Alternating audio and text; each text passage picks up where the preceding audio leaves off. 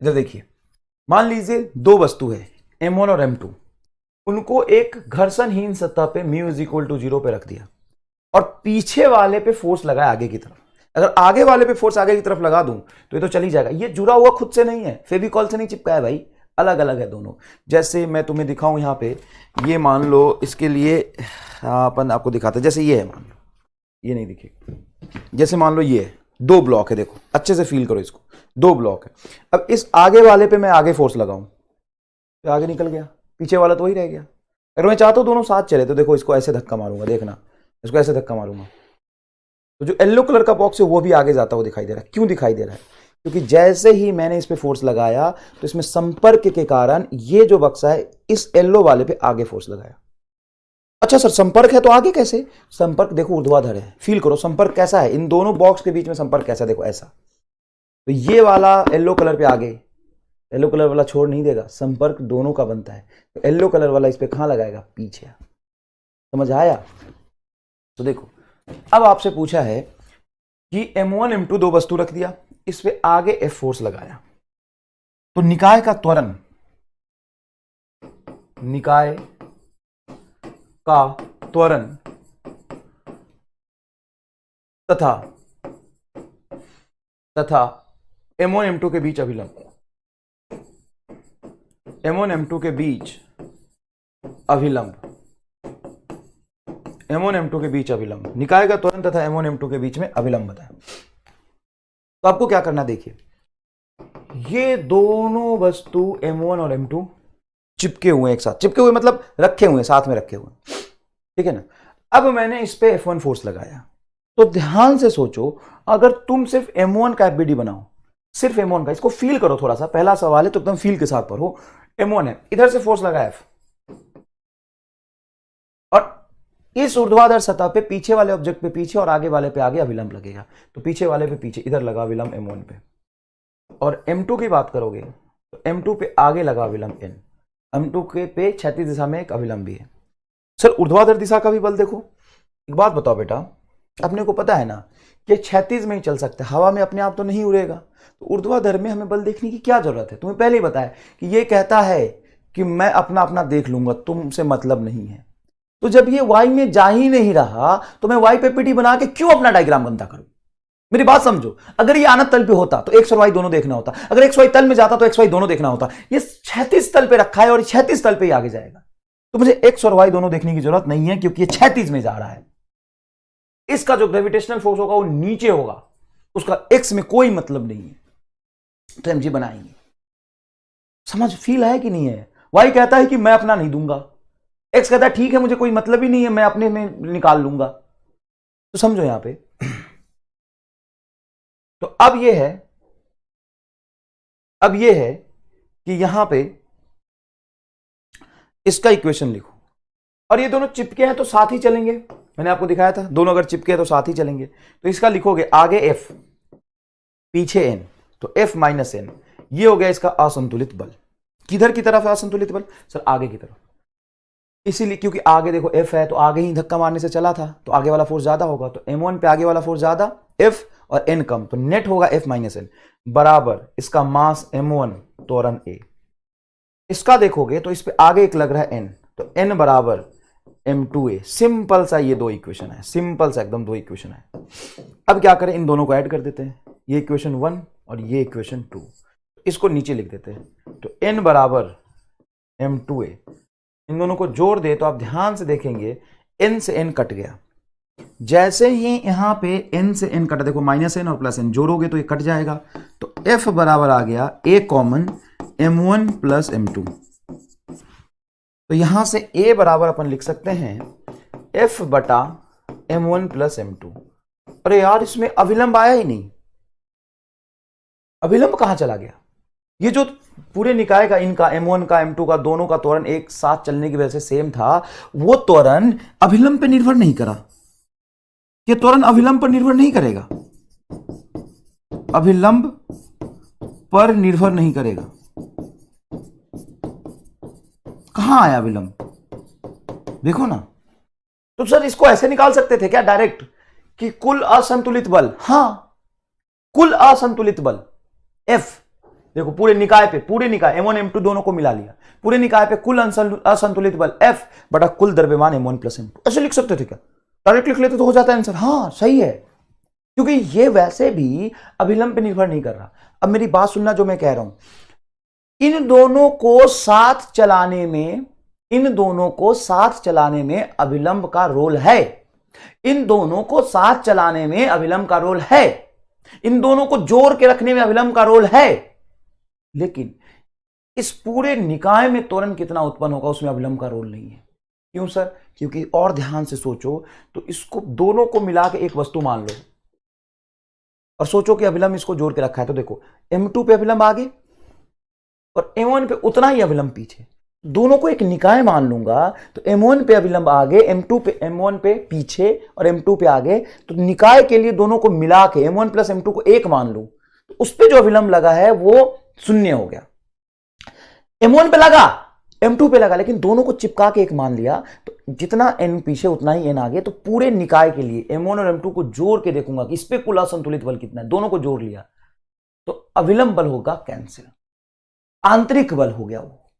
इसीलिए कुल बाहरी असंतुलित बल को लिख सकते हैं त्वरण बराबर कुल बाहरी असंतुलित बल, कुल बाहरी असंतुलित बल निकाय पर बटा कुल द्रव्यमान M1 प्लस M2। कुल असंतुलित बल निकाय पर बटा कुल द्रव्यमान M1 प्लस M2, ये हो जाएगा आंसर। अच्छा, तो N1 N जो लग रहा था ये दोनों मास को चिपका के रखने का काम कर रहा था। तो ये यूनिवर्सल फॉर्मूला हो गया हर जगह। कुल असंतुलित बल, आंतरिक बल को अपन कैंसिल कर लेंगे निकाय पर। M2 पे अभिलंब पूछे तो लग रहा है आगे, M1 पे पूछे तो लग रहा है पीछे। एक एक बॉडी का, जैसे M2 का देखूंगा तो लग रहा है आगे, M1 का बोलूंगा तो लग रहा है पीछे। लेकिन M1 और M2 को एक वस्तु मान लिया और फिर इस पे पूछा तो इस पे कैंसिल हो गया। मजा आया इस बात का? अच्छा सर, यहां पे आपने एक और सवाल बनाया, बिल्कुल बनाया, इसको देखते हैं। M1 और M2 दो वस्तु है देखो, और इस पे मैंने F फोर्स लगा के इसको खींचा। तो देखो बेटा, जैसे ये खींचेगा तो यहां पे ये रस्सी बंधा है, तो यहां पे बैठ के छाता खोल दो दूर की तरफ, यहां पे तनाव पीछे, और यहां पे बैठ के छाता खोल लो आगे की तरफ, यहां पे तनाव आगे। अब इस पूरे निकाय को एक मान लो, मतलब दोनों वस्तुओं को एक मान के निकाय मान लिया, तो इस पर जितना तनाव पीछे उतना ही तनाव इस पे आगे, तो तनाव आंतरिक बल होके निकाय के लिए कैंसिल हो गया। दोनों M1 M2 को एक ही वस्तु मान लूं तो तुम्हें लगेगा कि ये जो तनाव है उन दोनों को जोड़ के रखने का काम कर रहा है, ये आंतरिक बल हो गया, ये कैंसिल हो गया, कुल असंतुलित बल होगा F बड़ा कुल द्रव्यमान M1 प्लस M2। इसका भी त्वरण यही आएगा। देखो कितना फायदा हुआ। अब तुम्हें बस ये देखना है कि दो वस्तु को तीन वस्तु को जोड़ के रखने का काम कौन कर रहा है वो छोड़ दो। आंतरिक बल को हटाओ, कुल बाहरी बल बटा कुल द्रव्यमान, सीधा आंसर। कुल बाहरी बल बटा कुल द्रव्यमान, सीधा आंसर। तुम्हें यह मजदूरी करने की जरूरत नहीं है, ये मजदूरी करने की जरूरत नहीं है, सीधा ये MR स्टार लगाओ। कुल असंतुलित बल, आंतरिक को हटा दो, कुल असंतुलित बल बटा कुल द्रव्यमान, ये हो जाएगा त्वरण। सर यहां पे अभिलंब का मान निकालना हो तो कितना लगेगा? तो समीकरण 2 यूज कर लो, यहां से देखो, ये समीकरण 2 यूज कर लो, इक्वेशन 2 यूज कर लो। अब देखो n बराबर क्या है, M2 इंटू ए का मान ये निकाला ना, m का मान F बटा M1 प्लस M2, तो रख दो यहां पे। तो n बराबर हो जाएगा M2 F बटा M1 प्लस M2। ठीक है सर, ये आंसर आ गया। सर यहां पे अगर निकालने को तनाव पूछे तो बेटा ऐसा है कि यहां पे M2 का FBD बनाओगे तो इसमें दो फोर्स, F आगे T पीछे। M1 का बनाओगे तो एक ही है, T आगे। M1 के FBD बना के यहां से निकाल सकते थे। अब मैं आपको फिर से वही सवाल लिखता हूं, M1 M2 ऐसे सतह पे रखा है जहां पे घर्षण शून्य है, घर्षण की बात ही नहीं करेंगे, घर्षण अभी आगे आएगा, और यहां पे मैंने बल लगाया F। ठीक भाई, अब बताओ यहां पे त्वरण किधर होगा? सर पीछे T होगा। यहां पे त्वरण कितना होगा? T आगे होगा। अब मुझे यदि निकाय का त्वरण निकालना है तो दोनों पे देखो रस्सी बंधा है जो इनको जोड़ के रखने का काम कर रहा है। पूरे निकाय को, पूरे दोनों वस्तु को मिला के एक निकाय मान लिया तो तनाव आंतरिक बल कैंसिल हो जाएगा, पूरे निकाय पर बाहरी बल F, तो सीधा त्वरण लिखोगे F बटा M1 प्लस M2। किसका त्वरण है ये?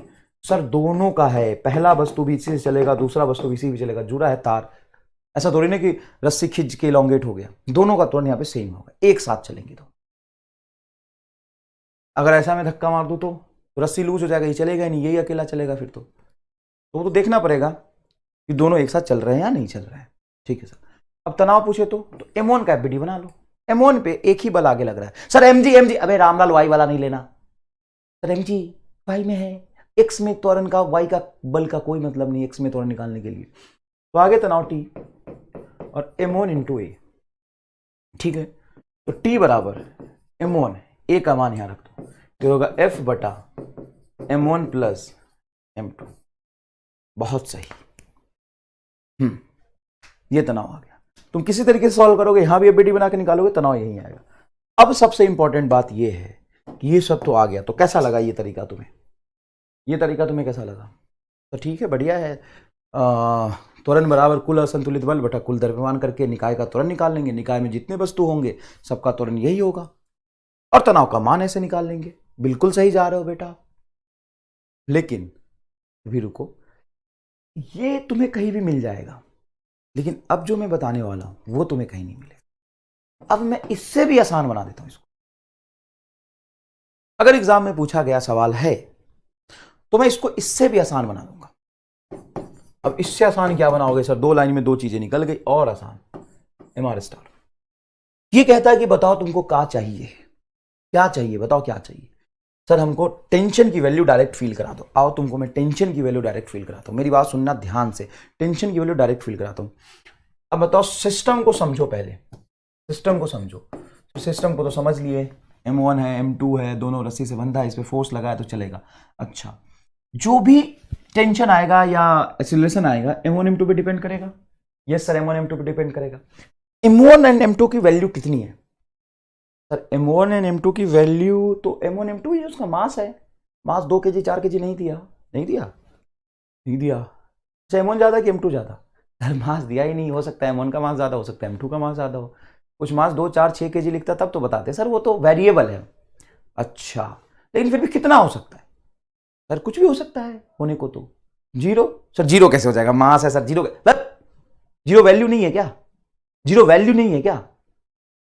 हाँ, 0 भी तो वैल्यू, 1 2 3 4 ये वैल्यू है। 0 के साथ नाइंसाफी करो। बेटा रुकना, सब कुछ ठीक है ना? M1 M2 के टर्म्स आंसर है, सब कुछ सिखा दिया ना बेसिक एकदम। अब सुनना, यदि M1 0 मतलब ये मास है ही नहीं, तो जब मास है ही नहीं तो रस्सी कहां बांधेंगे? तो ऐसा होगा कि ये मास है ही नहीं, मतलब रस्सी यहां बांधा, इधर लूज है, तो उसमें टेंशन 0 होगा, तो टेंशन 0 होगा। ये बात फील आया कि नहीं आया? हाँ सर, थोड़ा थोड़ा आया कि ये मास नहीं होगा अगर, तो रस्सी कहां बांधेंगे? रस्सी लूज हो जाएगा तो टेंशन 0 होगा। चलो, 4 ऑप्शन जो तुम्हारे सामने होंगे उसमें M1 को रख दो 0, T0 आना चाहिए, वही सही आंसर होगा। और याद रखना 70-80% सवाल में एक ही लॉजिक से काम चल जाता है, बाकी मैं दूसरा तो बताने के लिए है ही हूं। देखो यहां रखो M1 को 0 रखो, टेंशन 0 हो गया। ये इत्तिफाक नहीं था कि M1 ऊपर आया, इत्तिफाक नहीं था, कंसेप्ट है, और उसको पकड़ के मैंने हमारे स्टार बना दिया, उल्टा सिखा दिया मैंने। यहां तक तो सिखा ही दिया ना, ये मत बोलना सर ने बेसिक नहीं बताया। ये हमारे स्टार है। आगे देखो, इफ M2 इज 0, सर अगर M2 को 0 मान लो तो M2 को 0 मान लोगे तो ऐसा थोड़ी ना कि फोर्स नहीं लगा, फोर्स डायरेक्टली M2 0 तो फोर्स डायरेक्टली इस पे लगेगा, तो टेंशन की वैल्यू F के बराबर होगा। टेंशन की वैल्यू F के बराबर होगा। देखो M2 को 0 रखो, M2 को 0 रखोगे तो M1 से M1 कट जाएगा, T बराबर F आ जाएगा। अरे समझ आया कि नहीं आया बताओ अच्छे से? समझ आया? तो अब अभी 2 ब्लॉक पे मैंने बहुत सारी चीजें सिखाई है, बहुत सारे सवाल कराऊंगा 3 ब्लॉक पे, रुक जाओ अभी, ये बेसिक कंसेप्ट फील करा है मैंने। अब फुल्ली ब्लॉक सिस्टम में एक बार आपको समझाता हूं। देखो सब कुछ बताऊंगा एकदम। मान लो M1 और M2 को यहां से रख के रिलीज किया, मुक्त किया, तो जैसे ही मैंने मुक्त किया तो M2 नीचे जाएगा कि M1 नीचे जाएगा? सर जो ज्यादा होगा वो खींच लेगा, तराजू जैसा है ये।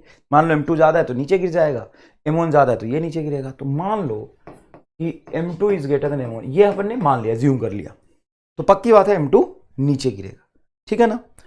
अब सुनो, यहां पे मैं गया और इसका FBD बनाने की कोशिश करी, तो नीचे की तरफ एक फोर्स लगेगा m2g, गुरुत्वाकर्षण बल, और इस रस्सी में तनाव बल ऊपर लगेगा t। सर ऊपर क्यों लगेगा और किस पे लगेगा? तो इस ब्लॉक पे बंधा है, तो ब्लॉक पे जहां रस्सी बंधा है वहां पे तनाव t ऊपर की दिशा में लगेगा। ठीक है सर, तनाव ऊपर लग गया। यहां पे उतना ही तनाव t ऊपर लगेगा। सर उतना ही क्यों? अरे वही रस्सी देखो ऐसे ऐसे घूम के आया है, सेम ही रस्सी है कि अलग बदल दिया हमने? देखो स्ट्रिंग वही है, ये देखो भाई, ये देखिए ये स्ट्रिंग वही है और आइडियल स्ट्रिंग है। जब कुछ ना लिखे तो आइडियल स्ट्रिंग है, मतलब टेंशन हर जगह पे क्या होगा? सेम होगा। यहाँ पे टेंशन टी ऊपर होगा, यहाँ भी टेंशन टी होगा नीचे की तरफ, यहाँ पे भी टेंशन टी होगा। जितने जगह पे रस्सी बंधा होगा वहां हर जगह टेंशन टी होगा। और सर यहाँ पे एक और फोर्स होगा m1g, बिल्कुल सही है। अगर मैं m2 के लिए सोचूं तो मैंने बोला कि m2 ज्यादा है, मतलब ये नीचे गिरेगा। अब यहाँ पे प्लस माइनस का खेल छोड़ दो, प्लस माइनस का खेल नहीं चलता यहाँ पे, मैं जो कह रहा हूं सुनना ध्यान से। m2 ज्यादा है मतलब ये नीचे की तरफ a से त्वरित होगा, और एक ही रस्सी से बंधा है, रस्सी आइडियल है, वो इलोंगेट नहीं हो सकता, मतलब जितना दूरी ये चलेगा टी टाइम में उतना ही दूरी ये ऊपर चलेगा टी टाइम में, मतलब उतने ही से ये ऊपर एक्सेलरेट होगा। तो m2 के लिए लिखोगे, m2 के लिए तो देखना अच्छे से समीकरण कैसे लिख रहा हूं मैं। नीचे वाला फोर्स ज्यादा है तो नीचे वाला फोर्स माइनस ऊपर वाला फोर्स, ये कुल असंतुलित बल हो गया नीचे की तरफ, बराबर m2a। क्या ये फील आया बहुत अच्छे से? अब देखो इस पे अगर मैं लगाऊं तो मुझे पता है कि नीचे वाला बल ज्यादा था तो नीचे की तरफ त्वरण होगा, तो नीचे को हमने यहां पे जिधर त्वरित हो रहा था उधर को पॉजिटिव ले लिया, तो नीचे का बल माइनस टी बराबर m2, सीधा, कोई दिक्कत नहीं है। यहां पे ऊपर का बल ज्यादा है तो इसको मैं लिखूंगा t माइनस m1g बराबर, अब ऊपर का बल मैंने ज्यादा लिया है तो ऊपर की तरफ असंतुलित बल आ गया, तो ऊपर की तरफ असंतुलित बल बराबर ऊपर की तरफ त्वरण, तो m1a हो जाएगा, m1a हो जाएगा। ये दूसरा समीकरण आ गया। अब यहां से तुम चाहो तो दोनों को जोड़ दो, जैसे ही जोड़ोगे बेटा तो ये माइनस टी और ये प्लस टी तो कैंसिल हो जाएगा, तो ये बचेगा m2 माइनस m1, g दोनों में है तो कॉमन बाहर निकाल दिया, यहां से a दोनों में है तो बाहर निकाल दिया, ये हो गया m1 प्लस m2, तो a बराबर आ गया m2 माइनस m1 बटा m1 प्लस m2। क्या बहुत आसानी से एफबीटी बना के आंसर निकालना मैंने सिखा दिया। ये था स्कूलों वाला तरीका, ये था स्कूलों वाला तरीका, स्कूल में ऐसे करते हैं, स्कूल में ऐसे करते हैं। ये तुमको कौन सा तरीका सिखाया मास्टर ने? स्कूलों वाला तरीका सिखाया। a बराबर m2 माइनस m1 बटा m1 प्लस m2 इंटू जी। अब मैं तुम्हें तरीका सिखाता हूं कोचिंग वाला, कोचिंग वाला, अरे बाला, स्कूल वाला, सारा तरीका सिखाऊंगा। स्कूल वाला, कोचिंग वाला क्या कहता था? सर कोचिंग का मास्टर तो हमने ये सिखाया था कुल असंतुलित बल बटा कुल द्रव्यमान। देखो सर m1 m2 को अलग अलग मानोगे तो तनाव बल लग रहा है, लेकिन दोनों को एक ही मान लो। दोनों को अगर एक ही मानोगे तो तनाव विपरीत दिशा में है। कुछ रामलाल कहते हैं सर तनाव यहां पे भी ऊपर यहां पे भी ऊपर, ऐसे नहीं बेटा, ऐसे सोचो, ये नीचे जा रही है ऊपर जा रही, ऐसे सोचो, इसको सीधा कर लो। अरे इमेजिनेशन करने के लिए इमेजिन कर ले, तो इसको रस्सी के ऊपर ले लो। अब ऐसे सोचो ये नीचे जा रहा, देखो दो ब्लॉक हो गए, ये आपका m2 है बड़ा वाला और ये m1 है। ये ऐसे उठ रहा था ना, ऐसे उठ के उठते उठते तो कभी ऐसे भी आएगा। तो ऐसे सोचो कि ये जितना a से नीचे जाएगा ये इतने से नीचे, a से नीचे आ रहा है। इस पर तनाव, इस पर डब्बे पर, इस पर तनाव बोलो ऊपर और इस पर तनाव बोलो नीचे, तो कुल तनाव क्या हो जाएगा? निकाय के लिए शून्य, आंतरिक बल की तरह। अरे भाई यहां पे तनाव जो है वो गति का विरोध कर रहा है, त्वरण के गति के विपरीत है, और यहां पे जो तनाव है गति के अनुदिश है, ठीक है ना? तो ऐसे ऐसे गति हो रहा है। नीचे वाले पे द्रव्यमान की वजह से गुरुत्वाकर्षण बल बोलो m2g, और इस पे गुरुत्वाकर्षण बल बोलो m1g ऊपर। मतलब ये गुरुत्वाकर्षण बल की वजह से तो गति आया और ये गति का विरोध कर रहा है, और गुरुत्वाकर्षण बल दोनों का बाहरी बल होगा। तो कुल असंतुलित बल पूछे यहां पे, तो तुम बोलोगे सर नीचे की तरफ m2g और ये गति के विपरीत दिशा में m1g। अच्छा बताओ, ये ऊपर जा रहा है m1g नीचे लग रहा है, ये ऊपर जा रहा है m1g नीचे लग रहा है, तो m1g गति कराना चाहता है कि रोकना चाहता है? रोकना चाहता है। सर तनाव का क्या करें? तनाव आंतरिक बल है, जितना इस पे ऊपर उतना इस पे नीचे। सर ये भी तो नहीं, ये बाहरी बल हुआ ना यार, गुरुत्वाकर्षण ने लगा है, और इन दोनों पे अलग अलग लग रहा है, समान नहीं लग रहा। अगर समान लग रहा होता ये 5 kg का, ये 5 kg का, तो चलता ही नहीं। तो बताओ कुल असंतुलित बल इसमें क्या होगा, m2g माइनस m1g।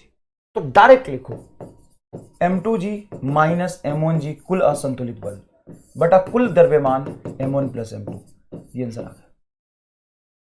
अरे वाह सर, बस यहां फील करना है, इसको इसी तरीके से डील करो ना भाई, इसी तरीके से डील करो। देखो m1 m2 ऐसे, इसको ऐसा करो। चलो एक और बात बताता हूं, कहां गया, इसको ऐसा करो, ये जो फोटो बना है ना एज इट इज, इसको सीधा करके फोटो बना लो, सीधा करके बना लो। ये m2 रस्सी बना, ये m1, मान सकते हैं ना ऐसा, क्योंकि ये ऐसे चल रहा है, जिस तरीके से ऐसे चल रहा है इसको सीधा करके देखा, तो m2g आगे, m2g आगे और तनाव पीछे, यहां पे तनाव आगे, m1g पीछे। अब सोच, ऐसा मान लिया सीधा, तो ये m2g और ये m1g विपरीत दिशा में हो गए, तो कुल असंतुलित बल ये ज्यादा था, तो आगे की तरफ m2g माइनस m1g और तनाव कैंसिल। कई लोगों को फील आ गया होगा, लेकिन जिनको दिक्कत होता है उनके लिए 3-4 बार समझाना मेरा लिए जरूरी है। मेरा धर्म यही कहता है कि सब जितनी को पढ़ा रहा हूं सब कोशिश करो कि सबको आ जाए, बाकी फिर भी जिसको नहीं आता उसके लिए मैं क्या कर सकता हूं, है ना। देखो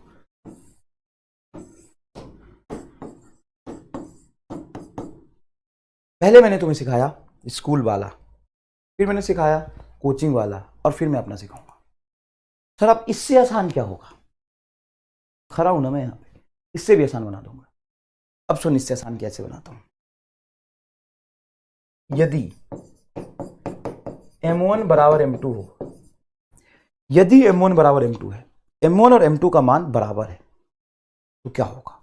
सर अगर m1 और m2 का मान बराबर है तो वस्तु चलेंगी ही नहीं, और वस्तु नहीं चलेंगी तो इनका त्वरण हो जाएगा 0। तो देखो त्वरण हो जाएगा 0। सर ये हमारी मदद कैसे करेगा, 4 ऑप्शन में ना बेटा, पता है गलत ऑप्शन कैसे बनाते हैं, तुम ही बोलूंगा तो गलत बना लोगे। सुनो, अगर सही आंसर ये है तो गलत आंसर कैसे बनाते हैं, इसको उल्टा कर लेते हैं, m1 प्लस m2 ऊपर, m1 माइनस m2 नीचे। और भरोसा करो 50% बच्चे इसी में फंस जाते हैं। मैं ऑप्शन बनाता हूं, चल मैं ऑप्शन बनाऊंगा, त्वरण का ऑप्शन बनाता हूं, m1 प्लस m2 बटा m1 माइनस m2 इंटू जी। दूसरा ऑप्शन a बराबर 2m1 m2 divided by m1 plus m2 into g. तीसरा ऑप्शन a बराबर m2 माइनस m1 बटा m1 प्लस m2 इंटू जी।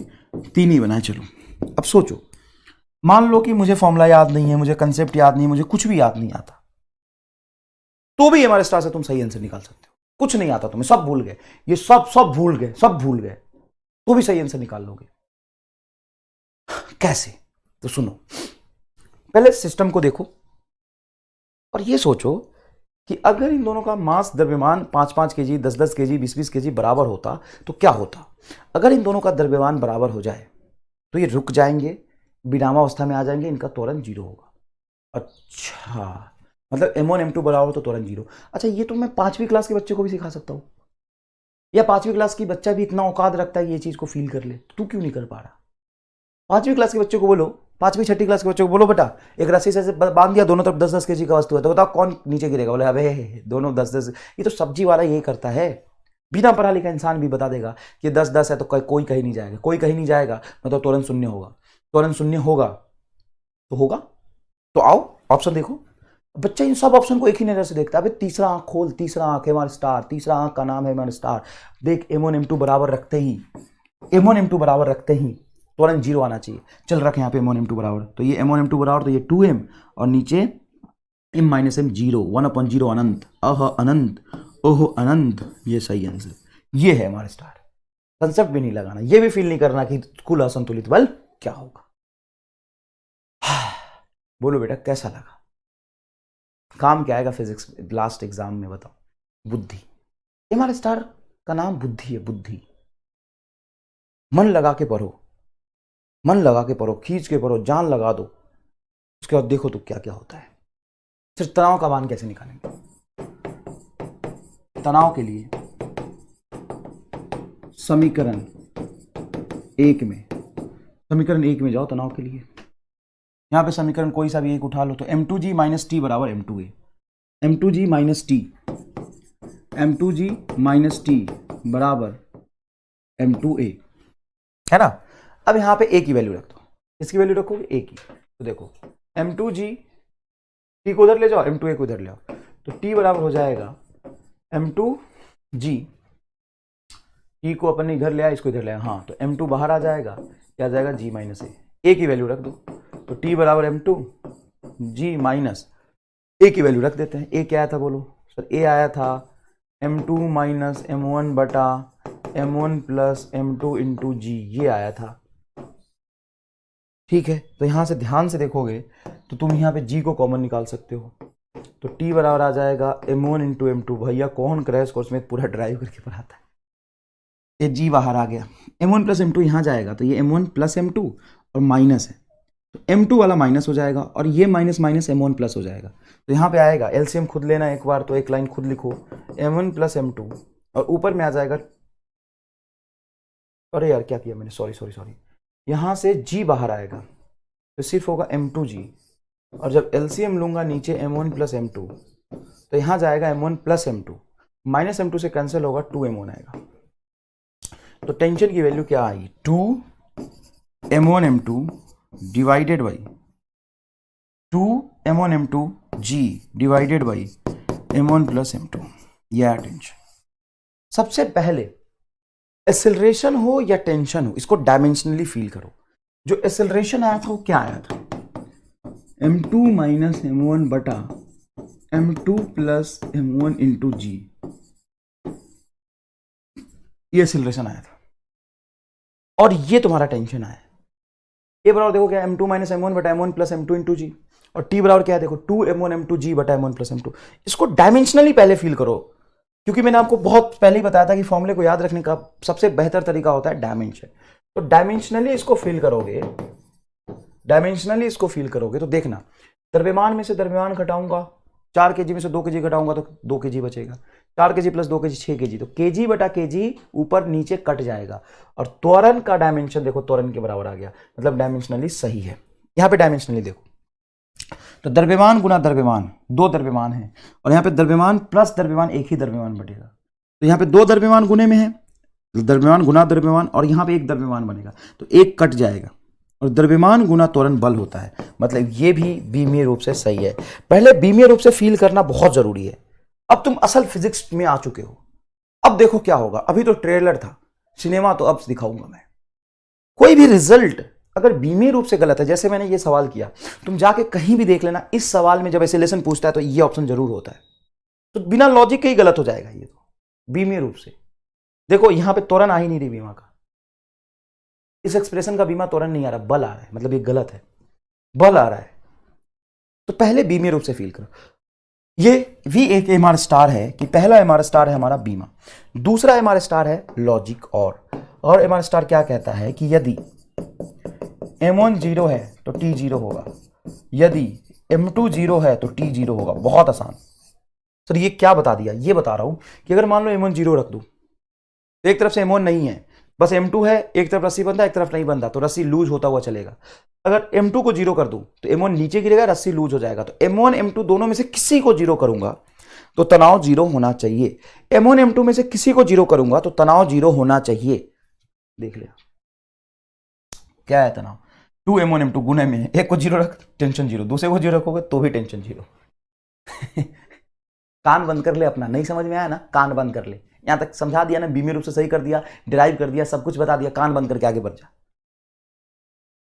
ये देखो यहां पे मान लो घर्षण 0 है, इस निकाय का त्वरण क्या होगा, तो क्या करेंगे अपन, देखिए सबसे पहले जाएंगे, और कौन सा तरीका बताऊं, स्कूल वाला भी एक बार फील कराता हूं क्योंकि सब जरूरी है, बेसिक कंसेप्ट से चलेंगे।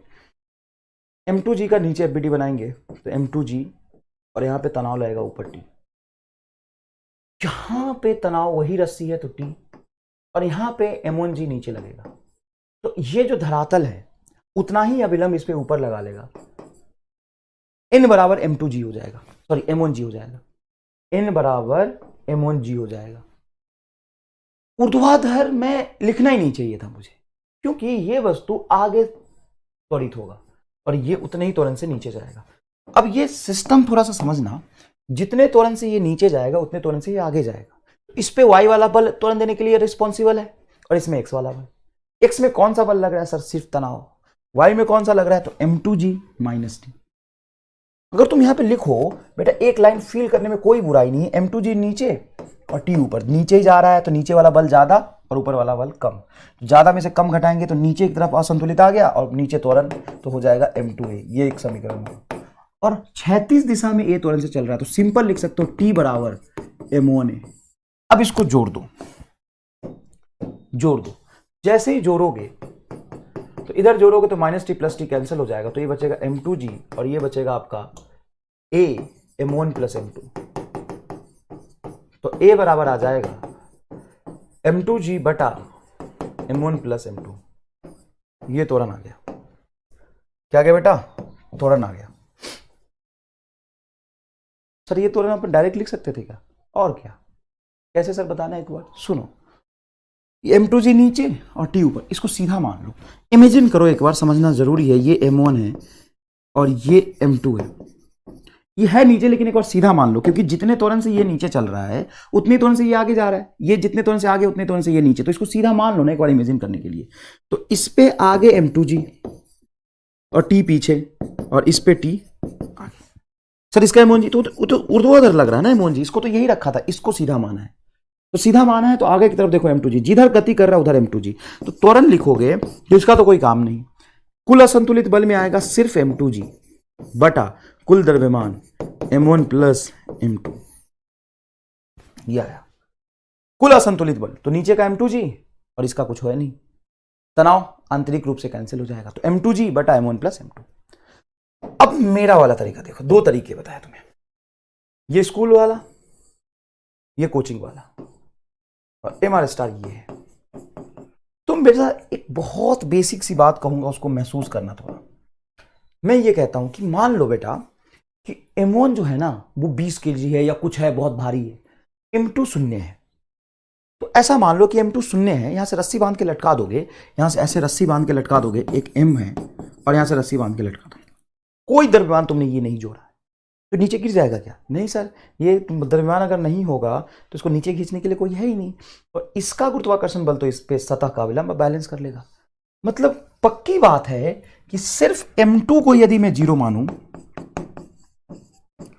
तो त्वरण जीरो आएगा।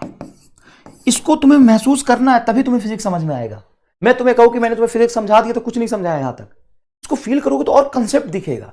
m2 को अगर मैं जीरो मान लूं मतलब ये चल ही नहीं सकता।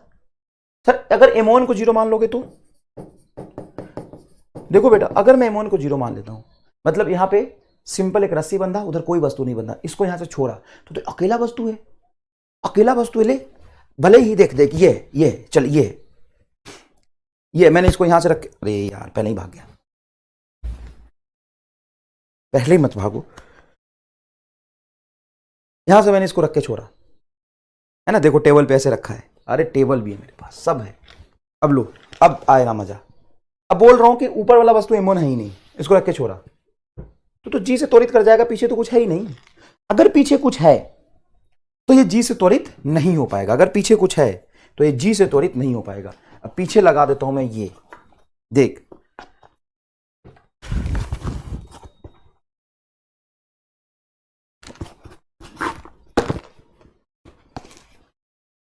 देख, ये वस्तु 36 पे रखा और ये वस्तु नीचे लटका, इसको नीचे लटका देता हूं, इसको 36 पे रखता हूं।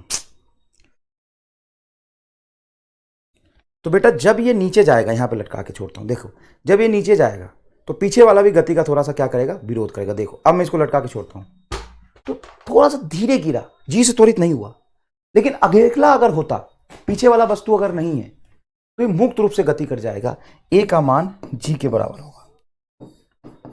अब तुम्हें यह सवाल देखना है, कोई एफबीडी नहीं बनाना, कोई असंतुलित बल नहीं देखना, सीधा सवाल देखना, 4 ऑप्शन देखना और ये दोनों लॉजिक सोच पाना। इतना सोच लिया तो पोखरिया साहब भी पेपर बना लेना, चाहे दुनिया का कोई भी पेपर बना लेना, तुम इस एक लाइन कैलकुलेशन करने की जरूरत नहीं पड़ेगी। सर आज तक कहीं किसी कोचिंग में, किताबों में ऐसे फील क्यों नहीं कराया गया?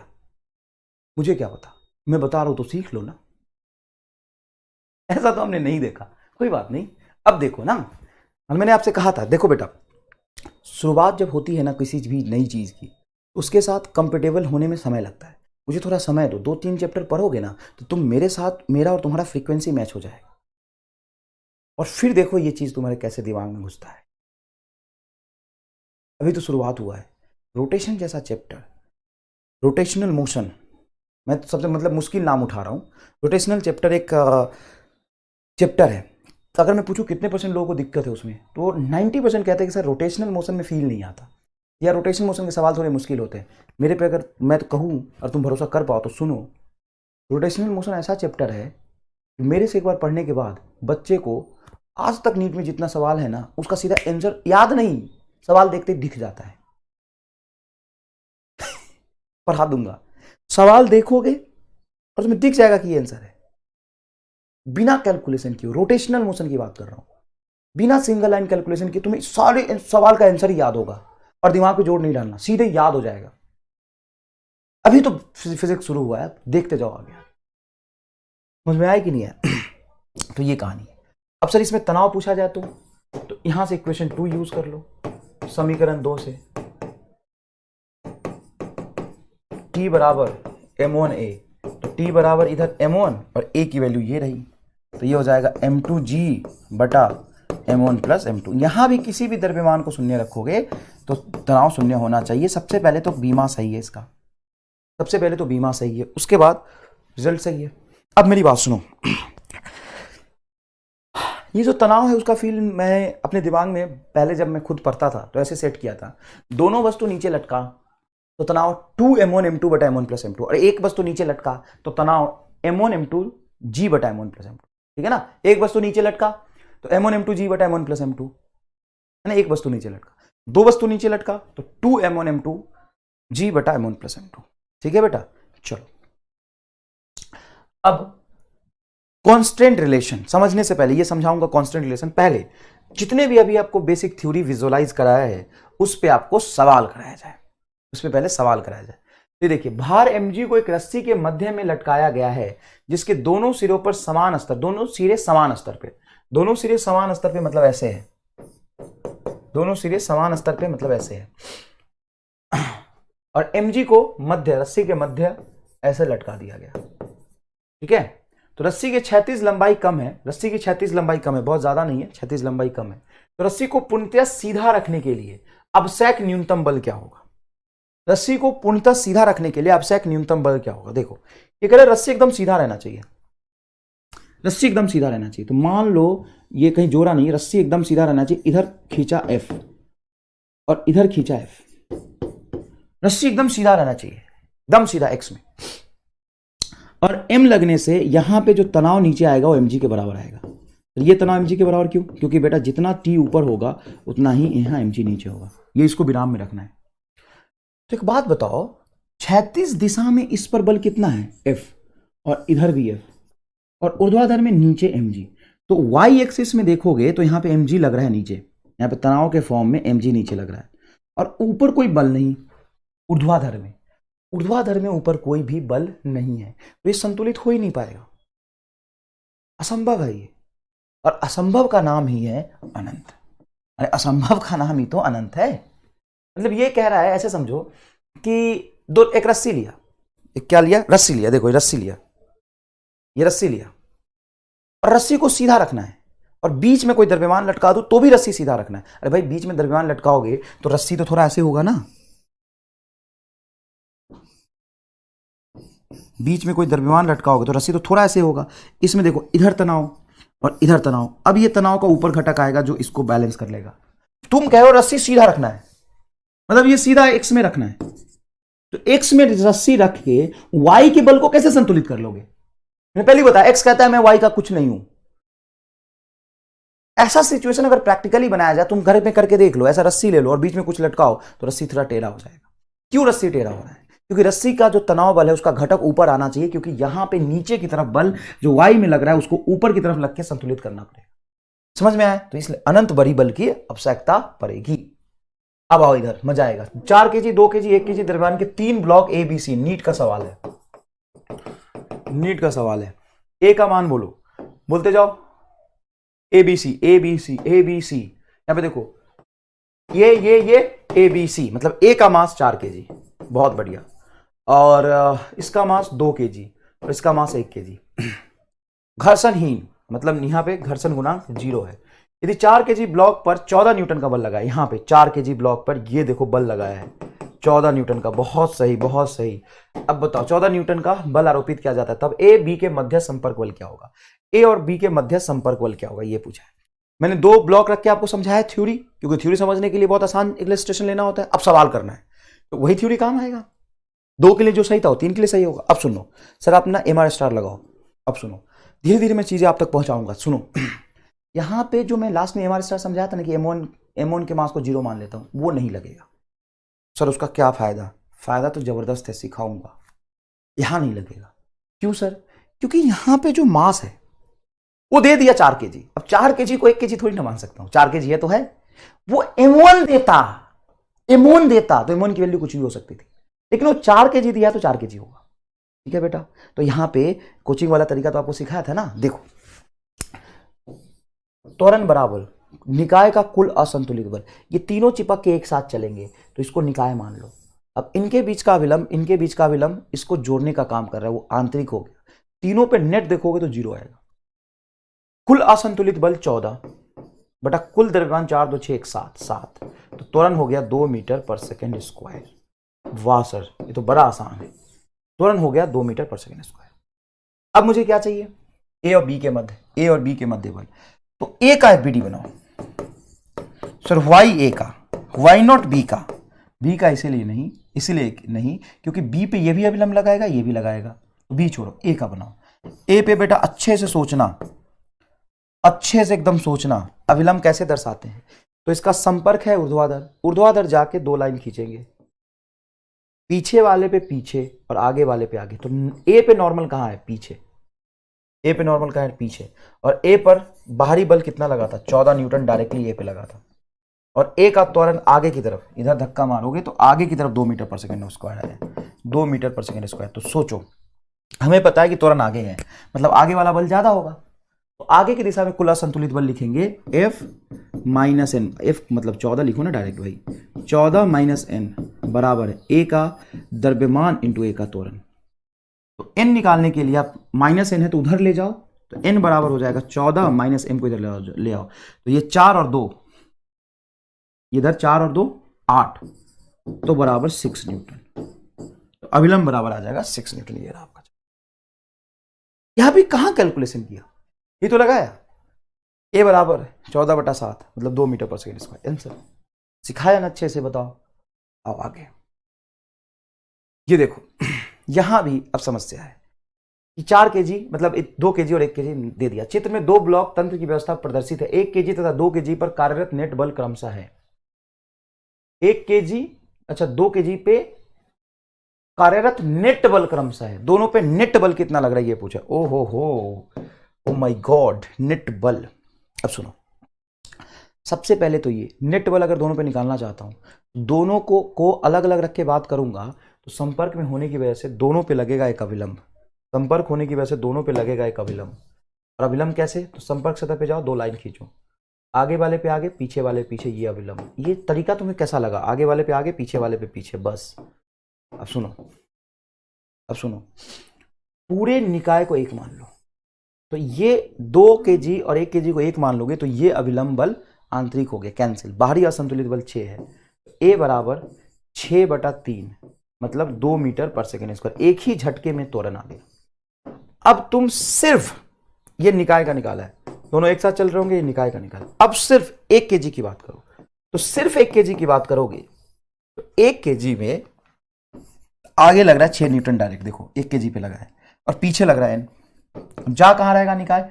कुल असंतुलित बल आगे की तरफ है, देखो 6 न्यूटन आगे की तरफ है, तो आगे जाएगा। और कितने से जाएगा? 2 मीटर पर सेकेंड स्क्वायर से जाएगा। तो यहां पे n की मान अपने को निकालना पड़ेगा। तो 6 माइनस एन बराबर 2, देखो गुना 1 द्रव्यमान इसका, तो n माइनस एन इधर आ जाएगा, तो n बराबर 6 माइनस 2 बराबर 4 न्यूटन। तो इस 1 kg पे आगे 6 और पीछे 4, मतलब इसका असंतुलित बल कितना आएगा? 2 न्यूटन आएगा। अरे भाई देखो, n का मान कितना निकला? 4। तो ये क्या पूछा तुमसे? 1 kg तथा 2 kg पर कार्यरत नेट बल बताए। 1 kg पर कुल असंतुलित बल बताएं। तो सुनो, 1 kg पर नेट बल पूछा जाए तो 1 kg पे आगे था 6 और n आया तुम्हारा पीछे 4, तो 2 हो गए, 2 हो गए। एक ही ऑप्शन आ रहा है थर्ड 2।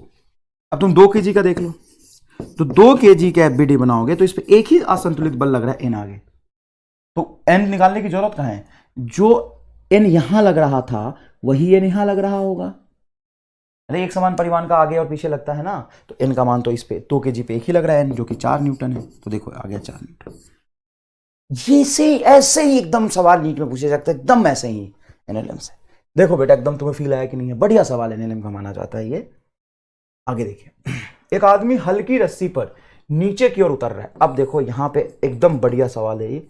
एक आदमी हल्की रस्सी पर, हल्की रस्सी मतलब रस्सी का कोई द्रव्यमान नहीं है, पकड़ के इसको वैसे पकड़ के नीचे उतर रहा है। रस्सी का टूटन सामर्थ्य, टूटन सामर्थ्य मतलब इतना तनाव लगाऊंगा तो रस्सी टूट जाएगा, उसका टूटन सामर्थ्य उसके भार से ईटा गुना है। अब इसका द्रव्यमान मान लो mg, तो इस आदमी का अगर एफबीडी बनाओगे, आदमी का एफबीडी, तो m द्रव्यमान का मान लो आदमी, तो उस पर नीचे गुरुत्वाकर्षण बल लग रहा होगा mg, यही होता है भार। ठीक है सर। अब रस्सी में तनाव आएगा। अब रस्सी जहां पे बंधा है वहां पे तनाव टी नीचे, और इसके हाथ पे तो रस्सी बंधा है, ऐसे ही पकड़ा तो है रस्सी को, तो यहां पे तनाव कहां होगा? ऊपर टी। सर नीचे भी तो होगा तनाव, नीचे रस्सी लूज है।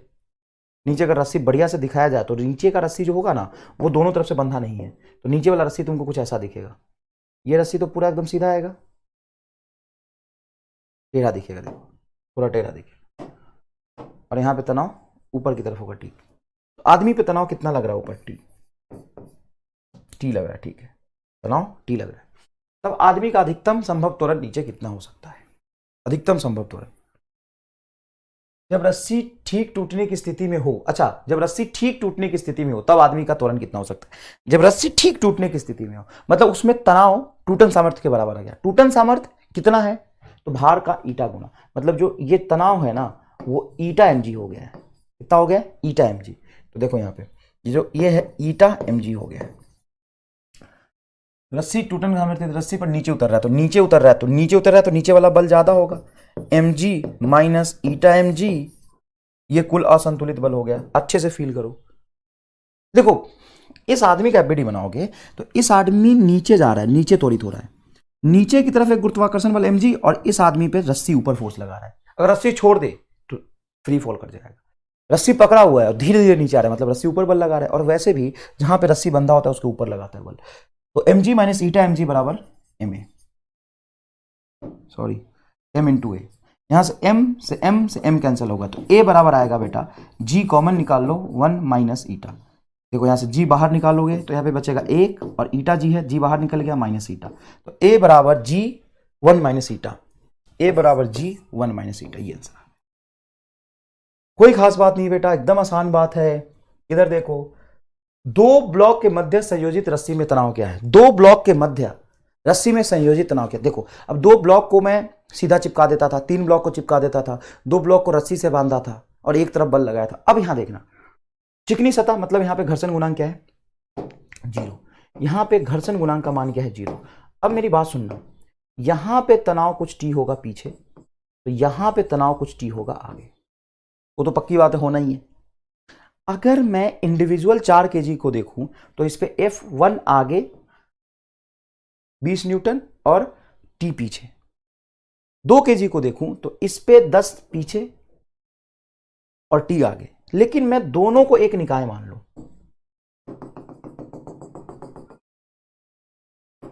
दोनों को एक वस्तु मान लूं और बोलो कि तनाव इनको जोड़ के रखने का काम कर रहा है, दोनों एक ही वस्तु है। अगर दोनों एक ही वस्तु है तो बेटा यहां पे अच्छे समझना, अगर दोनों एक ही वस्तु है, निकाय में का त्वरण होगा कुल असंतुलित बल, तो इस पे आगे 20 और पीछे 10, तो कुल असंतुलित बल जो होगा आगे 20 पीछे 10, तो ये 10 आएगा बेटा। कुल द्रव्यमान 4 और 2 6 kg, तो ये आ जाएगा 10/3 मीटर पर सेकेंड स्क्वायर त्वरण। अब तनाव निकालना है, तो इसका एफबीडी बना के निकालो या इसका एफबीडी बना के निकालो, तनाव आराम से निकल जाएगा। अगर इसका एफबीडी बनाते हो 4 kg का, तो 4 kg पे आगे बल लग रहा है 20 और पीछे लग रहा है तुम्हारा तनाव T, और ये आगे की तरफ जा रहा है A बराबर A सिलेशन से, तो आगे का बल ज्यादा रहा होगा, 20 माइनस T बराबर ये 4 इंटू 10/3, ठीक है बेटा। तो यहां से देखना ये t इधर चला जाएगा, 40/3 आ जाएगा ये, तो 20 - 40/3 is equal to T. LCM लोगे तो 60 - 40 20/3, तो तनाव का मान आ जाएगा 20/3 न्यूटन। ये तनाव होगा 20/3। कुछ गलत कर दिया क्या? 60 में से 40 जाएगा। मैं एक बार और सॉल्व कर देता हूं, हो सकता है कैलकुलेशन में कोई मिस्टेक करा होगा मैंने, कंसेप्ट में कोई मिस्टेक नहीं करा, मैं आपको बता देता हूं। आगे की तरफ 20 और पीछे की तरफ 10, तो 20 में से 10 जाएगा, कितना जाएगा? 20 में से 10 जाएगा तो 10 बचेगा, तो 10 20 - 10 10, और 4 और 2 6 kg। ओहो हो, यही पे गलत कर दिया मैंने, अरे यार यही पे गलत कर दिया। देखो 20 - 10 होगा तुम्हारा 10/6, मतलब 5/3 आया यार, आई एम सॉरी 5/3 आया। अब 4 kg का एफबीडी बनाओ। 4 kg पे आगे लग रहा है 20 न्यूटन, पीछे लग रहा है टी। अच्छा तुमने एक चीज नोटिस किया, अगर मेरे से कुछ गलती हो जाए मैं देख लेता हूं तो मैं पूरा ही मिटा देता हूं। कारण पता है क्या है, कि मैं उसमें गलती ढूंढने की कोशिश करूंगा ना, तो जो एक बार लिख दिया ना वही बार बार मुझे दिखाई देगा, तो उसमें गलती जल्दी फाइंड आउट नहीं होता है ना। देखो तो आगे की तरफ 20 और पीछे टी है, तो 20 - टी, आगे की तरफ त्वरित है इसलिए आगे वाले बल में से पीछे वो घटाया है, बराबर इसका द्रव्यमान बोलो 4 इंटू 5/3, तो ये हो गया तुम्हारा 45/3, तो टी उधर चला जाएगा, और ये होगा 20 - 5 चौक 20/3।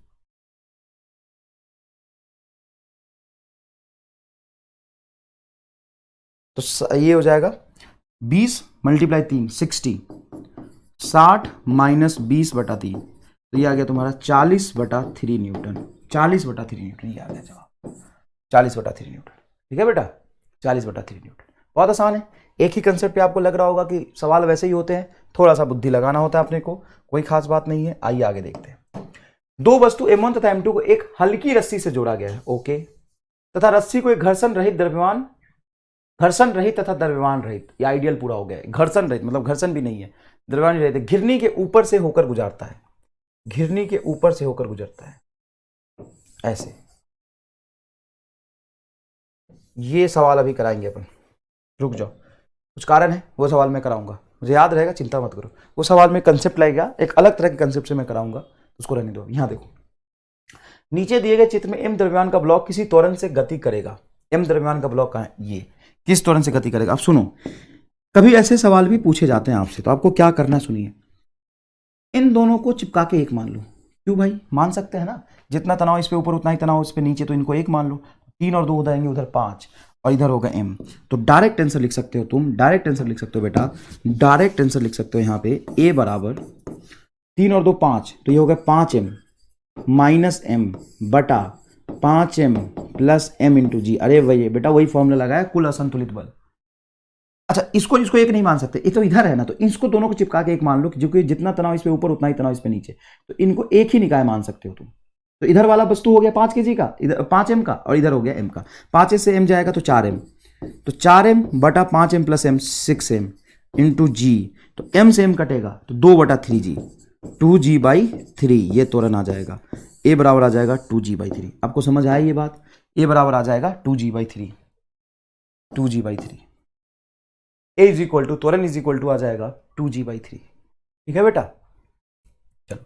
अच्छा अगर तुमसे पूछ दे कि 2m और 3m के बीच में तनाव कितना होगा, इसका तनाव बताओ, इसमें तनाव बताओ, तो तनाव निकालने के लिए सबसे पहले निकाय का त्वरण निकाल लो, और निकाय का त्वरण तुम्हें पता चल गया 2g/3, तो इसका एफबीडी बना लो। इसमें नीचे लगेगा 3mg, ऊपर लगेगा t, तो 3mg माइनस टी बराबर मास इंटू एसिलेशन, एसिलेशन की वैल्यू ये रही, आराम से निकाल सकते हैं, कोई दिक्कत नहीं होगा। चलो ये देखो, चित्र में दिए गए T1 तथा T2 का मान क्या होगा। ये देखो, ये T1 ये T2, इधर 120 न्यूटन का फोर्स लगा, तो पूरे द्रव्यमान को जितने भी थे ये आपके 3 kg 5 kg 7 kg को एक मान लो। बेटा देखो ये सारे लास्ट ईयर के पूछे हुए सवाल हैं, अब फील करो कैसे सवाल एग्जाम में आते हैं, कैसे सवाल एग्जाम में आते हैं। तो बोलो ये तीनों को एक मान लो, तो 7 5 12, 12 3 15, 5 3 8, 8 7 15, 15, तो त्वरण बराबर हो जाएगा कुल असंतुलित बल। ये तनाव आंतरिक बल में काउंट होंगे पूरे निकाय के लिए, कुल असंतुलित बल 120 बटा 15, है ना, 8 मीटर पर सेकेंड स्क्वायर, 8 मीटर पर सेकेंड स्क्वायर। अब तुम्हें T1 का मान निकालना है या T2 का मान निकालना है, तो इधर 7 kg को देखोगे तो 7 kg पे एक T2 आगे लग रहा है बस। 7 kg को देखोगे तो इस पे T2 आगे लग रहा है बस। तो यहां पे निकाल सकते हो T2 बराबर 7 गुना इसका एक्सेलरेशन 8 सत्ते 56 न्यूटन। 56 न्यूटन, तो T2 आ गया 56 न्यूटन और सीधा 56 न्यूटन में एक ही ऑप्शन आ रहा है, तो ये सही हो जाए। देखो ये बेटा AIPMT का पूछा हुआ सवाल है, AIPMT का पूछा हुआ सवाल है। और तुम ये महसूस करो बेटा, थोड़ा सा प्लीज समझने की कोशिश करो। क्या किया हमने, 2 लाइन लिखा, आंसर आ गया। बेटा ये तुम्हें सीखना बहुत जरूरी है। 2 लाइन लिखा, आंसर आ गया। कहां 2 लाइन लिखा, तो ये T1 ये T2 निकाय के लिए आंतरिक बल हो गए। कुल असंतुलित बल में 120 काउंट हुआ, तो कुल 120 बटा कुल द्रव्यमान 15, तो निकाय का त्वरण आ गया। उतने ही से सारे चल रहे होंगे। और T1 निकालना मुश्किल है क्योंकि इसका एफबीटी बनाऊंगा 3 kg का, तो इस पे 2 बल लग रहे हैं, आगे भी और पीछे भी। 5 kg पे देखूं, ये 5 kg पे पीछे T1 और इधर आगे T2। 7 kg पे एक ही लग रहा है T2, तो 7 kg के एफबीटी से सवाल को सॉल्व करना इजी था। तो T2 बराबर मास इंटू एक्सीलरेशन, तो T2 बराबर 56, और ये 56 निकाला और सीधा यहां देखा तो एक ही ऑप्शन में 56 आ रहा था। T1 और T2 का मान सर 56 इसमें भी तो आ रहा है रामलाल। T1 और T2 का मान अपन ने यहाँ पे 56 निकाला है, T2 का मान यहाँ पे 56 मैच कर गया, आंसर आ गया। अब T1 निकालने की कोई खास जरूरत है नहीं। चलो आगे देखो भैया, आगे देखो भैया, देखो अब यहाँ पे एक बढ़िया सवाल लिखा है, समझना। दर्शाई गई व्यवस्था में द्रव्यमान m कितने त्वरण से ऊपर चढ़ेगा, ये दर्शाई गई व्यवस्था है जिसमें ये द्रव्यमान m है। अब देखो यहां पे बल लगाया सीधा 3/2 mg, यहां पे मास नहीं रखा, यहां पे बल लगाया 3/2 mg। अगर यहां पे बल लगाया 3/2 mg तो समझना यहां पे बल लगाया 3/2 mg, तो तनाव हर जगह 3/2 mg होगा। जब इसका एफबीटी बनाओगे तो नीचे की तरफ बल होगा बेटा mg और ऊपर की तरफ तनाव होगा T, जो कि F के बराबर है। ये F के बराबर है क्योंकि रस्सी में हर जगह तनाव समान होता है, रस्सी में हर जगह तनाव समान होता है। तो यहाँ पे एफबीटी बनाओगे तो ये हो जाएगा mg माइनस F बराबर ma। 3/2 mg है तो जाएगा वस्तु कहां, वो डिसाइड कर लो पहले, mg ज्यादा कि T ज्यादा। तो नीचे mg लग रहा है लेकिन ऊपर तनाव बल लग रहा है आपका, ये तनाव ही है, वस्तु नहीं है 3/2 mg का। डायरेक्ट यहाँ पे बल लगाया इतना, तो ये बल यहाँ भी उतना ही होगा, यहाँ हर जगह उतना ही होगा। तो ऊपर की तरफ तुम्हारा बल होगा T माइनस mg बराबर m इंटू ए, और वस्तु ऊपर की तरफ जाएगी। तो T का मान है 3mg/2 माइनस mg बराबर ma। तो m से m कटेगा, 3g/2 में से g घटाओगे तो g/2 आएगा, तो यहां से m कट गया, g/2 बराबर a। ऊपर की तरफ g/2 से जाएगा, g/2 से कहां जाएगा, ऊपर की तरफ जाएगा। यार ऐसे सवाल एक बार ये पूछते हैं, ये भी सवाल पूछते हैं बेटा, देखना अच्छे से एक बार। ऐसा सवाल पूछा था एक बार, कैसा सर, ऐसा पूछा था बेटा, देखो इधर लगाया m द्रव्यमान का वस्तु और इधर लगाया 2m का, ओ माय गॉड, इधर लगाया m का और इधर रस्सी पे कोई द्रव्यमान नहीं लगाया, डायरेक्टली यहां पे बल लगाया और बल था 2 mg का। इस वाले केस में वस्तु ऊपर गया A1 से और इस वाले केस में वस्तु ऊपर गया A2 से। A1 A2 को तुलना करो बेटा, जब A1 A2 को तुलना करोगे तो ज्यादा कौन होगा, ये तुलना करके बताना है। तो बेटा ज्यादा होगा A2। सर कैसे, यहां पे आपने बल लगाया 2 mg, F की वैल्यू है, गुरुत्वाकर्षण बल नहीं है, ये F की वैल्यू मैंने 2 mg के बराबर लगाया, और यहां पे आपने खुद 2 mg लगाया और यहां पे 2 mg लगेगा, यहां पे 2 mg लगेगा। तो फिर आपने कैसे कहा कि A2 ज्यादा होगा। एक काम करो, मैं तुम्हारे भरोसे छोड़ूंगा तो गड़बड़ हो जाएगा। मैं यहां पे त्वरण निकाल देता हूं। जब मैं यहां पे त्वरण निकालूंगा 2 mg कुल असंतुलित बल होगा 2 mg माइनस mg, तो 2 mg माइनस mg बटा निकाय का कुल द्रव्यमान 3m, यही तो फॉर्मूला सिखाया ना भाई तेरे। तो 2 mg में से mg जाएगा तो mg बचेगा और नीचे 3m है तो m से m कटेगा, तो ये बनेगा g/3। अब जब यहां देखोगे तो डायरेक्टली बल 2 mg है, तो यहां पे ऊपर की तरफ 2 mg का बल होगा और नीचे होगा mg का बल। तो बताओ 2 mg माइनस mg बटा इसका द्रव्यमान m, तो 2 mg में से mg जाएगा तो mg बटेगा, अब नीचे m, तो ये g के बराबर आएगा, मतलब ये g से ऊपर जाएगा और ये सिर्फ g/3 से ऊपर जाएगा। समझो यहां पे द्रव्यमान लगा के बल नहीं आया गुरुत्वाकर्षण, ये डायरेक्ट मैंने इतना बल लगाया है, तो डायरेक्ट इतना बल लगाने से ये हर जगह उतना ही बल उत्पन्न करेगा। तो यहां पे कितना बल उत्पन्न करेगा 2 mg, और यहां पे इस तरह से कुल असंतुलित बल देखेंगे तो यहां पे कुल असंतुलित बल mg आया, लेकिन निकाय का द्रव्यमान 3m था। यहां पे कुल असंतुलित बल mg ही आया है, लेकिन निकाय का द्रव्यमान सिर्फ 1 है, m।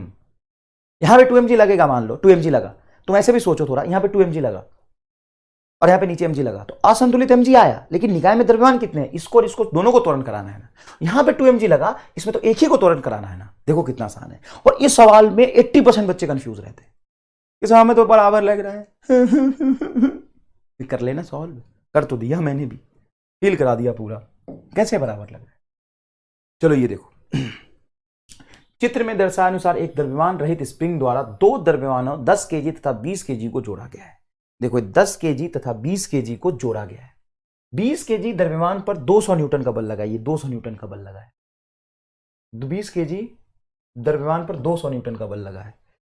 दर्शाए अनुसार किसी क्षण पर 10 केजी द्रव्यमान दाईं ओर 12 मीटर पर सेकंड से त्वरण रहा। चलो भैया आओ, ये 10 केजी बाईं ओर मतलब ये दाहिना और ये बायां, बाईं ओर मतलब दाईं ओर लिखा है, सॉरी दाईं मतलब दाहिना, दाहिना ऐसे बैठ के देख रहे हो तुम, दाहिना ओर इस तरफ, मतलब 10 केजी का द्रव्यमान 12 मीटर पर सेकंड स्क्वायर से त्वरित हो रहा है। तो बेटा ये अब ध्यान रखना, ये तुम्हारा रस्सी नहीं है, ये स्प्रिंग है।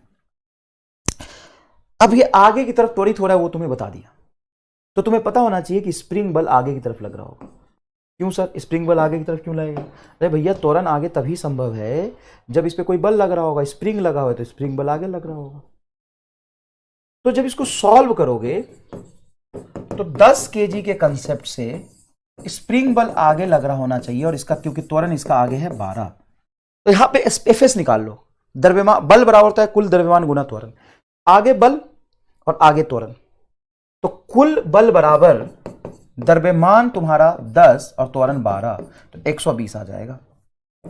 12 गुना 10 बराबर 120 न्यूटन आ जाएगा। तो स्प्रिंग फोर्स इस पे 120 न्यूटन लग रहा है। कितना लग रहा है? 120 न्यूटन। अब इस पे आगे लगा है तो इस पे पीछे लगेगा। ये मैंने आपको पिछली क्लास में सिखाया था, देखो नहीं सिखाया तो सुनो। मान लो स्प्रिंग को खींच के छोड़ाऊंगा तो दोनों तरफ अंदर की तरफ बल लगेगा। अरे स्प्रिंग को खींच के छोड़ दो, ऐसे बल लगेगा, और स्प्रिंग को दबा के छोड़ दो तो दोनों को बाहर की तरफ धक्का देगा, है ना, तो इधर लगेगा स्प्रिंग बल। अब इस पे 200 आगे लगा है, अपन ने देख लिया, इस पे 200 आगे लगा है, इसकी बात कर रहा हूं मैं, और एफएस पीछे लगा है जो कि 120 के बराबर है। इसका द्रव्यमान है 20 गुना ए, तो 120 माइनस 200 तो 80 बराबर 20 ए, तो ये इससे कटेगा तो 4 आएगा, ए बराबर 4 मीटर पर सेकंड स्क्वायर। अब तुम कहोगे कि सर एक बात बस बताओ मुझे, दोनों द्रव्यमान अलग अलग त्वरण से कैसे चल सकते हैं? अभी तक आपने जितने भी सवाल कराए हैं तो निकाय में जितने भी वस्तु थे वो सारे एक समान त्वरण से चल रहे थे। यहां पे दोनों अलग अलग त्वरण से कैसे चल रहे हैं? बेटा ये दोनों अलग अलग त्वरण से इसीलिए चल रहे हैं क्योंकि ये स्प्रिंग से बंधे हैं, रस्सी से नहीं बंधे हैं, स्प्रिंग से बंधे हैं। तो स्प्रिंग में हो सकता है दोनों एक समान त्वरण से चल रहे हो, और हो सकता है अलग से भी चल रहे हो। और ये अलग से चल रहे थे इसीलिए बेटा एक द्रव्यमान का तुम्हें त्वरण और दिशा दोनों बता दिया कि आगे चल रहा है और इतने से चल रहा है। तो इससे हमें स्प्रिंग फोर्स आसानी से निकल गया। स्प्रिंग फोर्स निकल गया तो इस पे भी स्प्रिंग फोर्स पीछे लाएगा, बाहरी बल बाहर है, तो कुल असंतुलित बल बराबर द्रव्यमान गुना त्वरण। बहुत आसान है यार। स्प्रिंग में वस्तु आगे और पीछे कहीं भी चल सकता है, तो इसे घबराने की जरूरत कहां है? इस समस्या को रिजॉल्व करने के लिए उसने एक तो बाहरी बल 200 न्यूटन लगाया और साथ में यह भी बता दिया कि ये इतने से चल रहा है। तो एक इंफॉर्मेशन एक्स्ट्रा देगा हमेशा, घबराना नहीं, एक इंफॉर्मेशन एक्स्ट्रा देगा हमेशा। चलो आगे देखते हैं। यदि चित्र में दर्शाई गिरनियां चिकनी तथा द्रव्यमान रहित है, अच्छा, ये चिकनी तथा द्रव्यमान रहित है, इसके बारे में बात करेंगे अपन, ये पहले कर लेते हैं। चित्र में दर्शाई गई समरूप छड़ की लंबाई 30 सेंटीमीटर, एक समरूप छड़ है जिसकी लंबाई 30 सेंटीमीटर है तथा द्रव्यमान 3 केजी है। तो देख सकते हो 30 सेंटीमीटर का द्रव्यमान 3 केजी, 10 सेंटीमीटर का 1 केजी, 10 सेंटीमीटर का 1 केजी, 10 सेंटीमीटर का 1 केजी, ऐसे बना होगा। ठीक है। छड़ को नियत बल 20 न्यूटन तथा 32 न्यूटन द्वारा खींचा जाता है। देखो इधर से 32 न्यूटन, इधर से 20 न्यूटन द्वारा खींचा जाता है। तो 20 सेंटीमीटर के भाग द्वारा 10 सेंटीमीटर के भाग पर आरोपित बल क्या होगा? यहां पे एक दूसरे पर कितना आरोपित बल लगाएंगे यहां पे। तो बेटा ऐसा देखो, पहले ये वाला द्रव्यमान बताओ कितने का होगा? तो ये होगा 1 केजी का, ये होगा 1 केजी का, और ये होगा 2 केजी का। ये तो पक्की बात है। अब 10 केजी और 20 केजी के बीच में कुछ तनाव बल ऐसे लग रहा होगा टी, और ये टी, वो छोड़ो, वो आंतरिक बल, एक छर लगा हुआ है बस। अब इस पूरे छर का त्वरण निकालो। आगे 32 पीछे 20 तो असंतुलित 12। क्यों बोलो? अरे भाई घर्षण है नहीं, आगे है ये 32 और पीछे है ये 20, तो असंतुलित हो जाएगा आपका 12 बटा कुल द्रव्यमान हो जाएगा 3, तो आएगा 4 मीटर पर सेकेंड स्क्वायर। ये त्वरण कितना आया है? 4। किधर आया है? तो जिधर बल ज्यादा वाला रहा होगा। हमेशा ज्यादा वाले बल में से छोटा वाला बल घटाते हैं और त्वरण ज्यादा वाला बल की तरफ होता है। ये पूरा द्रव्यमान आगे की तरफ त्वरित है 4 मीटर पर सेकेंड स्क्वायर से। समझ में आया? कितने त्वरित है? आगे की तरफ त्वरित है 4 मीटर पर सेकेंड स्क्वायर से, आगे की तरफ त्वरित है। ठीक है बेटा? ओके सर, ठीक है, आगे की तरफ त्वरित है। अब सर, अब ध्यान से देखो, तुम कोई सा भी उठा लो, 20 सेंटीमीटर बटा उठा लो, तो 20 सेंटीमीटर वाले का द्रव्यमान है 2 kg का, तो इसमें आगे बल लग रहा है 32 न्यूटन और पीछे बल लग रहा है T, क्योंकि जब ये आगे चलेगा तो 20 सेंटीमीटर को ये 10 सेंटीमीटर वाला पीछे पकड़ के खींचेगा। क्यों सर? क्योंकि मान लो नहीं खींच रहा, चलो हटाओ, नहीं खींच रहा, जब मैं 10 सेंटीमीटर वाले का एबीडी बनाऊंगा तो मुझे पता है ये पूरा निकाय आगे जा रहा है, इसमें पीछे लग रहा है 20, तो 20 सेंटीमीटर वाला इस पे आगे ही तो बल लगा रहा होगा। नहीं समझ आया? मैं नहीं बनाता, मैं ऐसा नहीं का सॉल्व करता। चलो 10 सेंटीमीटर की देखता हूं। 10 सेंटीमीटर का द्रव्यमान बोलो 1 kg और पीछे बल कितना लग रहा है बोलो 20 न्यूटन। अब बताओ ये जा कहां रहा है? 10 सेंटीमीटर वाला बल तो पीछे लग रहा है इस पे 10 सेंटीमीटर वाले पे, जा कहां रहा है? ये आगे जा रहा है सर, पूरा निकाय आगे जा रहा था, त्वरण आगे हो रहा है, मतलब आगे की तरफ एक बल होना चाहिए। और कौन बल है? 20 सेंटीमीटर वाला। 20 सेंटीमीटर वाला इस 10 सेंटीमीटर वाले को आगे खींचेगा T से, या आगे लगा रहा है T। अब यहां से तनाव बल की बात पूछी है तो लिखो T माइनस 20 बराबर, देखो आगे वाला बल में से पीछे वाला बल घटाएंगे, जिधर त्वरण है उधर ही बल ज्यादा होगा। आपको कैसे बता सर T ज्यादा है? तो जिधर त्वरण है उधर ही बल ज्यादा होगा, त्वरण आगे है तो आगे का बल ज्यादा होगा। T माइनस 20 बराबर 1 गुना एक्सीलरेशन था 4, ये आएगा, माइनस 20 को उधर ले जाओ तो T बराबर हो जाएगा 24 न्यूटन। देखो आंसर आ गया 24 न्यूटन। तो यहां से त्वरण निकाला पूरे निकाय से और इसका एफबीडी बना के आंसर निकाल दी। बताओ महसूस हुआ ये अच्छे से? कोई खास बात नहीं बेटा। आगे देखो, 2 kg तथा 6 kg द्रव्यमान के 2 ब्लॉक घर्षणहीन घिरनी के ऊपर से गुजरते हैं, रस्सी से बंधे हैं। द्रव्यमानों के त्वरण का परिमाण क्या होगा जब इन्हें स्वतंत्र छोड़ दिया जाता है? ये है सवाल। ऐसे रख दिया इधर 2 kg और इधर रख दिया आपका 4 kg, तो त्वरण होगा 4 माइनस 2 बटा 4 प्लस 2 इंटू जी। ऐसे सवाल खूब पूछते हैं, तो ये हो जाएगा आपका 2g बटा 6, मतलब g बटा 3। कोई खास बात नहीं है, क्या हो जाएगा? g बटा 3। चलो इधर देखो, किसी मॉल में गाड़ी के खुली गाड़ी 10 सेंटीमीटर पर सेकंड के समरूप वेग से गतिमान है। किसी मालगाड़ी, अच्छा मालगाड़ी में खुली गाड़ी, अरे यार, अरे कुछ नहीं है, मैं बता देता हूँ। एक ट्रेन है, मालगाड़ी है, जो कि 10 मीटर पर सेकंड के नियत वेग से चल रहा है। यदि वर्षा से 5 kg पर सेकंड की दर के शून्य वेग से जल प्राप्त होता है। अब शून्य वेग का मतलब क्या? सुनो, ऊपर से बारिश गिर रहा है और प्रति सेकंड इस बारिश में, जैसे ऊपर से खुली, देखो मालगाड़ी है, देखो इसका वेग है तुम्हारा 10 मीटर पर सेकंड। एक मालगाड़ी है, इसका वेग है 10 मीटर पर सेकंड और बारिश हो रही है ऊपर से लगातार,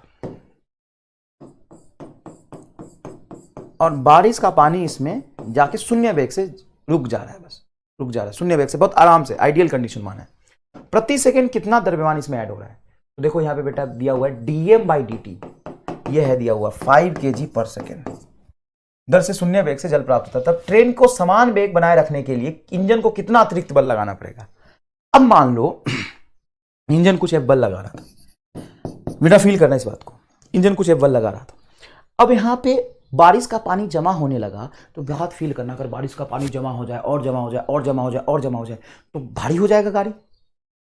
अगर गाड़ी भारी हो जाएगा और इंजन उतना ही बल लगाए तो रुक जाएगा। इसको कितना अतिरिक्त बल लगाना पड़ेगा? तो कितना अधिक वेग त्वरण कराना है इसको? त्वरण नहीं कराना, इतने ही वेग से चलाना है। अरे भाई इतने वेग से चलाना है तो बल कैसे आएगा? तो बल आएगा, देखो बल बराबर होता है कितने वेग से चलाना है, तो जितना एक्स्ट्रा द्रव्यमान आया है प्रति सेकंड जितना एक्स्ट्रा द्रव्यमान है उसको भी इतना वेग से चलाना है, तो ये हो जाएगा dm/dt। जब भी वेग नियत हो और द्रव्यमान बढ़ रहा हो तो बल का फॉर्मूला होता है v इंटू dm/dt। बताओ वेग कितना 10 और द्रव्यमान कितना 5, तो हो जाएगा 50 न्यूटन का बल। सिंपल सी बात है एकदम, कोई खास बात, कोई रॉकेट साइंस नहीं है, कोई रॉकेट साइंस नहीं है। इसमें क्या है देखो, होता क्या है कि इंजन जितना बल लगा रहा था उससे ये 10 मीटर पर सेकंड से चल रहा है। घर्षण भी तो होगा चक्के के बीच में, घर्षण भी तो होगा कुछ। अब कुछ एक्स्ट्रा द्रव्यमान आ रहा है प्रति सेकंड, मतलब dm/dt बढ़ रहा है, मास बढ़ रहा, मास बढ़ रहा, मास बढ़ रहा, और उसको जितना बढ़ा हुआ मास है वो शून्य वेग से बढ़ा है और उसको 10 मीटर पर सेकंड चलाना है, तो 10 मीटर पर सेकंड से नियत वेग से उसको चलाना है और प्रति सेकंड इतना मास बढ़ रहा है, तो बल का एक फॉर्मूला ये भी तो था v इंटू dm/dt। तो ये हो जाएगा आपका 50 न्यूटन का एक्स्ट्रा बल। ठीक है बेटा। एक डायनेमोमीटर डी चित्र में दर्शाए अनुसार दो ब्लॉक जिनके द्रव्यमान 6 kg तथा 4 kg है जुड़ा है, तब डायनोमीटर का पाठ्यांक क्या होगा। देखो डायनोमीटर बीच में लग गया, अब जब भी डायनोमीटर बीच में लगा देगा तो उसको तुम रस्सी मानोगे, रस्सी मानेंगे, और उसकी रीडिंग पूछ दे तो उसको रस्सी मानेंगे, स्प्रिंग मत मानना, ये याद रखना, रस्सी मानना। आगे की तरफ 30 और पीछे 50, मतलब पीछे वाला जीतेगा, तो पीछे की तरफ असंतुलित बल बना तुम्हारा 20 न्यूटन। अच्छे से सोच ले। और द्रव्यमान हो जाएगा 6 और 4 10 kg का। एक ही मान लो, रस्सी मान लिए तो एक ही वस्तु हो गया निकाय, तो त्वरण बराबर हो जाएगा 2 मीटर पर सेकेंड स्क्वायर पीछे की तरफ। और इसी 6 kg का अगर एफबीडी बनाए तो पीछे बल 50 और पीछे ही त्वरण आ रहा है 2 मीटर पर सेकेंड स्क्वायर, पीछे की तरफ ही त्वरण आ रहा है 2 मीटर पर सेकेंड स्क्वायर। अब ध्यान से अगर तुम देखो, पीछे की तरफ बल्ब लग रहा है 50 और पीछे की तरफ त्वरण आ रहा है, तो 50 से तो त्वरण ज्यादा आना चाहिए, लेकिन त्वरण तो 2 ही का है, क्यों 2 का है, तो ये रस्सी में कुछ तनाव होगा पीछे टी, रस्सी में कुछ तनाव होगा पीछे टी, तो ये टी लग रहा है पीछे। अब दोनों में से कौन ज्यादा बड़ा होगा, टी की 50, तो वस्तु पीछे जा रहा है तो ये जीतेगा, तो 50 माइनस टी बराबर 6 गुना तो 12, टी इधर चला जाएगा, तो 50 माइनस 12, देखो टी इधर ले आओ, ये इधर आ, 50 माइनस 12 38 न्यूटन। तो बताओ क्या होगा ये 38 न्यूटन। समझ आया ये बात, 38 Newton is a correct answer, 38 Newton is a correct answer. अब देखो फिर से स्प्रिंग लगा और इसका त्वरण अलग से बता दिया। देखो जैसा चित्र में प्रदर्शित है 2 kg द्रव्यमान का त्वरण इतना है, ये 2 kg द्रव्यमान का त्वरण इतना है, तथा 3 kg द्रव्यमान का त्वरण क्या होगा। अब सुनो, बीच में रस्सी नहीं लगा, मैंने तुम्हें क्या बोला एक बार क्लियर कर लो, कंफ्यूज मत होना। जब तुमसे इसका रीडिंग पूछे ना, स्प्रिंग लगा के रीडिंग पूछे, तो उसको रस्सी मान लेना बस, मेरी बात सुनो अच्छे से, उसको रस्सी मान लेना बस, उसका रीडिंग निकाल लेना, 200% सही आएगा। लेकिन जब सिर्फ स्प्रिंग लगा दे और स्प्रिंग फोर्स पूछ ले, या फिर तुमसे ये पूछे कि ये 2 से चल रहा है तो ये कितने से चलेगा, तो वहां पे सोचने, रुक के सोचने की जरूरत है, क्योंकि स्प्रिंग है वो खतरनाक चीज है। देखो जैसा चित्र में प्रदर्शित है 2 kg द्रव्यमान का त्वरण 2 मीटर पर सेकेंड स्क्वायर आगे है, 2 kg द्रव्यमान का त्वरण 2 मीटर पर सेकेंड स्क्वायर आगे है, तो 3 kg द्रव्यमान का त्वरण क्या होगा। अब सुनो अच्छे से, बल कितना लगा इस पे 10 और ये 2 kg का है, 2 मीटर पर सेकेंड स्क्वायर से आगे चल रहा होगा। 1 मिनट रुक जाओ, बल कितना लगा है बोलो 10, और चल कितना रहा है 2 मीटर पर सेकेंड स्क्वायर से, तो इस पे इक्वेशन लिखो। स्प्रिंग है तो कुछ ना कुछ स्प्रिंग बल होगा, तो मान लो स्प्रिंग बल लग रहा है पीछे Fs, आगे वाला फोर्स 10 बड़ा होगा। सर आपको कैसे पता, क्योंकि त्वरण आगे है, तो 10 माइनस Fs बराबर m इंटू, तो 10 माइनस Fs, मास m 2 है और त्वरण भी 2 है। द्रव्यमान देखो, द्रव्यमान कितना है 2 और त्वरण भी 2, तो 2 2 4, तो Fs को उधर ले जाओ, माइनस Fs को उधर ले जाओ, और 10 में से 4 जाएगा, 10 में से 4 जाएगा तो 6 न्यूटन का बल आएगा। इधर पीछे की तरफ माना था, इधर पीछे की तरफ, तो 6 न्यूटन पीछे आएगा, 6 न्यूटन पीछे कहाँ किधर आएगा, पीछे की तरफ आएगा, तो इस पे 6 न्यूटन आगे लगेगा, इस पे 6 न्यूटन आगे लगेगा, तो तुम लोगे Fs बराबर द्रव्यमान गुना त्वरण, एक ही बल आगे लग रहा है इस पे, द्रव्यमान 3 त्वरण ना Fs बराबर द्रव्यमान m गुना त्वरण। अब फोर्स लग रहा है 6, द्रव्यमान है तुम्हारा 3 इंटू ए, तो ए बराबर आएगा 2 मीटर पर सेकंड स्क्वायर। चलो दोनों का तो सेम ही आ गया वो इत्तेफाक था, लेकिन सेम है वो जरूरी नहीं। मैं फिर से एक बार वेरीफाई कर लेता हूँ, देखो आगे 10 और पीछे Fs बराबर, आगे का द्रव्यमान 2 और आगे ही त्वरण है 2 इंटू 2, तो Fs बराबर का 10 माइनस 4, 10 देखो माइनस Fs इधर ले आओ, ये 2 दूना 4, 10 माइनस 4, तो 10 माइनस 4 आ जाएगा 6 न्यूटन। अच्छा ऐसे सोचो, थोड़ा अलग तरीके से सोचो, सर आपको कैसे पता Fs पीछे लग रहा है, स्प्रिंग फोर्स तो कहीं भी लग सकता है। तो मुझे ऐसे पता कि अगर स्प्रिंग फोर्स नहीं होता तो 10 न्यूटन बल लगाने से, द्रव्यमान 2 है तो इसका त्वरण आना चाहिए 5, 10 बल बटा द्रव्यमान त्वरण होता है, बल 10 द्रव्यमान 2 तो 5, लेकिन आगे 5 से नहीं जा रहा, 2 ही से जा रहा है, तो कोई ना कोई एक बल होगा पीछे जो इसको 5 से नहीं जाने दे रहा है। तो वो कौन सा बल था? 2 मीटर Fs था। वो कौन सा बल था? Fs था। समझ आया? स्क्रीन पॉज करके इसको अच्छे से लिखिए। नेक्स्ट देखिएगा बेटा, नेक्स्ट देखिएगा, चित्र में दर्शानुसार दो द्रव्यमान एक द्रव्यमानहीन घिरनी पे लटके हुए हैं, जहां द्रव्यमानों को मुक्त कर दिया जाता है। अरे यार ये तो सवाल कर लिया, रिपीट हो गया, कोई खास बात नहीं है। इसमें त्वरण हो जाएगा आपका 10 माइनस 5 बटा 10 प्लस 5 इंटू जी। 10 माइनस 5 5 और 10 प्लस 5 15, 5 बटा 15 3, मतलब ए बराबर जी बटा 3, ये आंसर होगा। बहुत आसान है, कोई खास बात नहीं है। नेक्स्ट सवाल देखिए, एक निकाय में घिरनी पी, ओहो घिरनी पी, ये रहा घिरनी पी के ऊपर से गुजरने रस्सी संयोजित द्रव्यमान M1 तथा M2 तथा M3 है। इसमें गुजर के रस्सी से 3 द्रव्यमान संयोजित है, M1 M2 तथा M3। द्रव्यमान M1 स्वतंत्र रूप से लटका है, देखो ये द्रव्यमान M1 स्वतंत्र रूप से लटका है, तथा M2 व M3 खुरदुरी क्षैतिज मेज पर जिसका घर्षण गुणांक म्यू है, खुरदुरी क्षैतिज मेज पर जिसका घर्षण गुणांक म्यू है, घिरनी पर नगण्य द्रव्यमान की है, मतलब ये नगण्य द्रव्यमान का है घिरनी और रस्सी। M1 द्रव्यमान को नीचे की ओर त्वरण कितना होगा? तो M1 द्रव्यमान मुक्त कर दूंगा तो ये M1 द्रव्यमान कुछ नीचे त्वरण A से आएगा, A से नीचे आएगा। और ऑप्शन देखें तो चारों ऑप्शन में नॉन जीरो, मतलब ये नीचे आएगा। कई बार क्या होता है, घर्षण दिया हो तो घर्षण की वजह से मान लो कि नहीं चल पाया, लेकिन चल रहा है, नीचे आएगा तो A त्वरण का मान पूछा है। अरे यार शिट, तो गलत हो गया यार, घर्षण तो अगली क्लास में पढ़ना है, घर्षण तो अभी पढ़ा ही नहीं हमने, तो घर्षण के सवाल कैसे करेंगे यार? अब क्या करें, घर्षण के सवाल कैसे करेंगे? MR star. सर ये घर्षण का सवाल है, घर्षण हमने नहीं पढ़ा है, इस सवाल को सॉल्व करने के लिए घर्षण का कंसेप्ट चाहिए, मैं बिना घर्षण के कर दूंगा इस MR स्टार। फिर क्या ही फायदा कि घर्षण का सवाल तू घर्षण से करेगा, दुनिया कर रही, दुनिया यही कर रही है, 99.99% दुनिया में यही चल रहा है, जिस टॉपिक का सवाल है उसी से करते हैं। क्या मतलब? फिर आओ मैं तुम्हें ऐसा कुछ सिखाऊंगा कि तुम्हें फील हो जाएगा, तुम्हें सही आंसर पता चल जाएगा, और घर्षण का सवाल बिना घर्षण से कर दूंगा। सर कैसे? आओ आओ आओ, देखो कितना घर्षण गुणांक है? सर म्यू है, घर्षण गुणांक दिया हुआ है म्यू। अच्छा घर्षण की वैल्यू म्यू है, तो जब हम सॉल्व करेंगे तो म्यू का मान म्यू ही लेंगे और उसी के टर्म्स में आंसर निकालेंगे। अच्छा वैसे म्यू का मान कितना हो सकता था अगर दिया होता तो? सर दिया हुआ नहीं है, म्यू है, अगर दिया होता तो सर 1 भी हो सकता था, तो म्यू की वैल्यू 1 रख के वैल्यू सॉल्व करते तो आंसर कुछ आता, 2 भी हो सकता था, 0.5 भी हो सकता था। तो म्यू की वैल्यू अगर दिया होता ना तो सॉल्व करना आसान होता, क्योंकि वैल्यू रख के आंसर निकाल लेते, लेकिन म्यू के टर्म्स में सॉल्व करना थोड़ा मुश्किल हो जाएगा।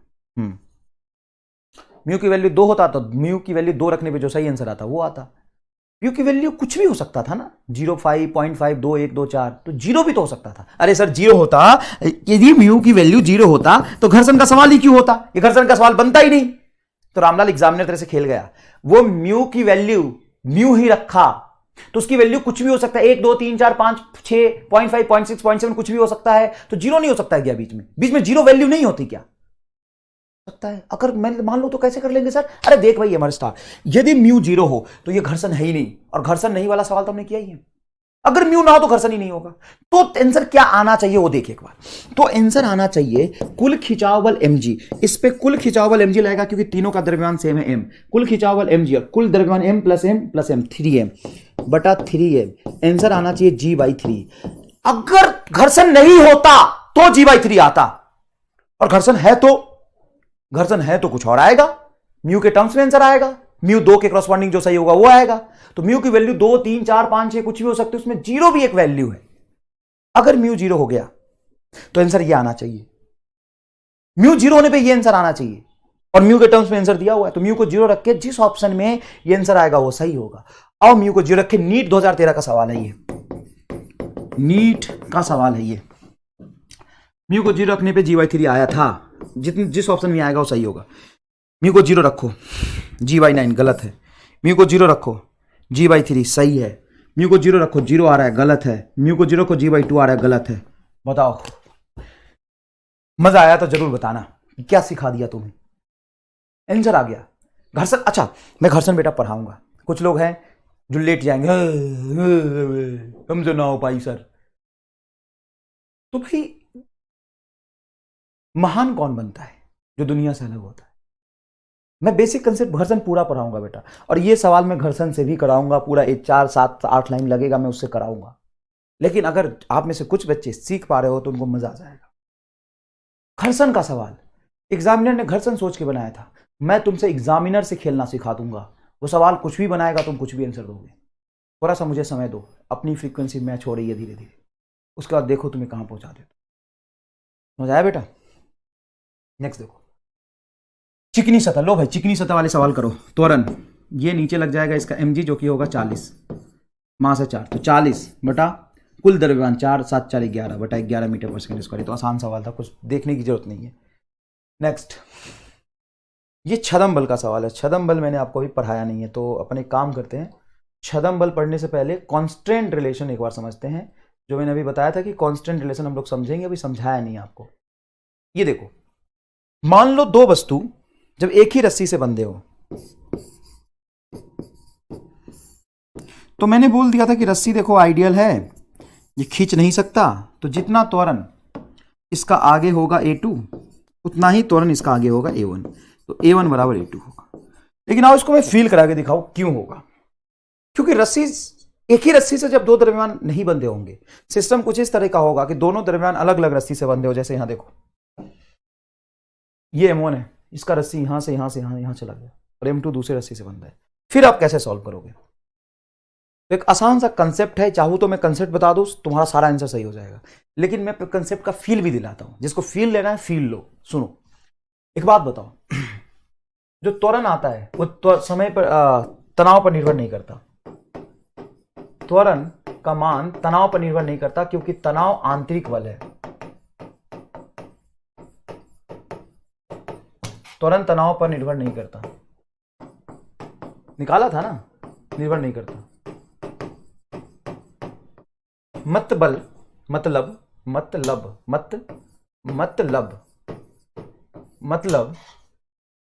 तनाव की वजह से, तनाव बल की वजह से, ये तनाव नहीं, मानसिक तनाव नहीं, तनाव के वजह से, के कारण वेग नहीं आया, क्योंकि त्वरण से ही वेग उत्पन्न होता है, वेग नहीं आया,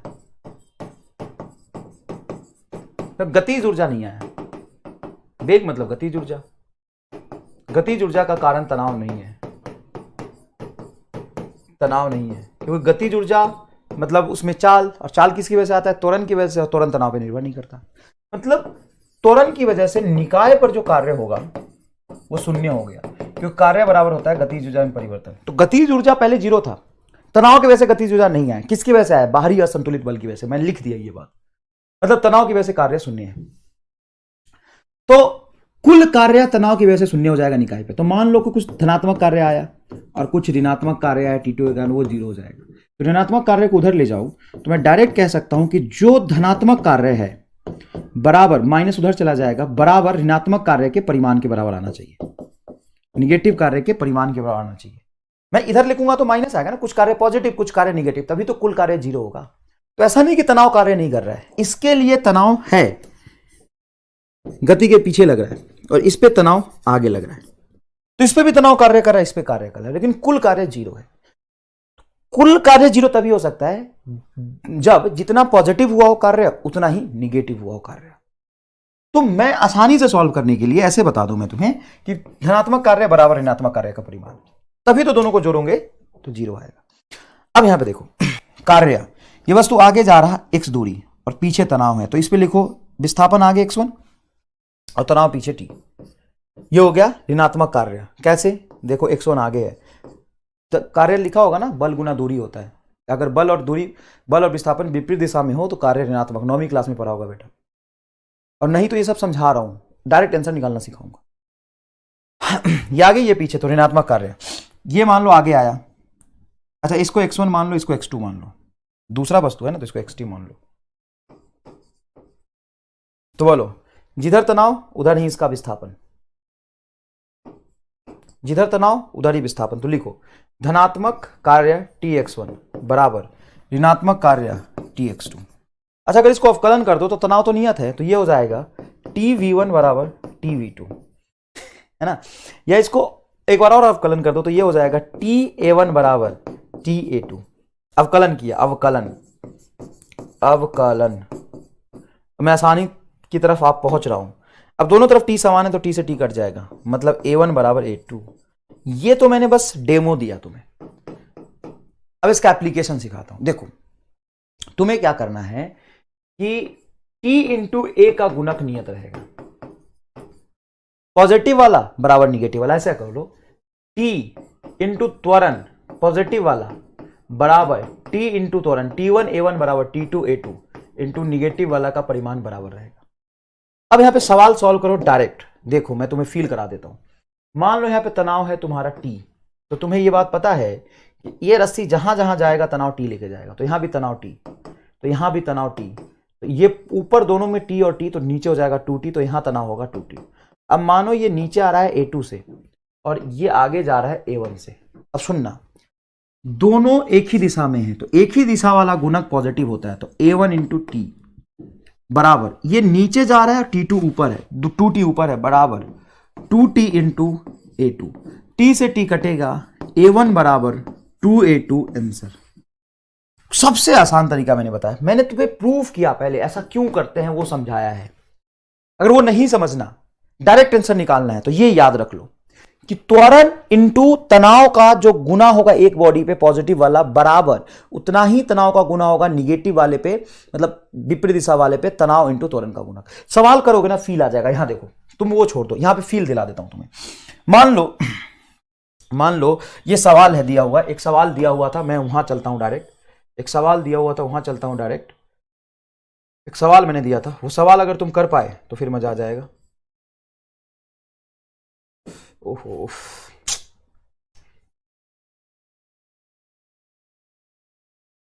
हाँ बेटा सवाल है, सवाल मैंने लिखा था, जो स्किप करवाया था ये रहा। बस देखो, अब देखो सवाल कैसे करेंगे बेटा, अब तुम्हें समझ आ जाएगा, चिंता मत करना।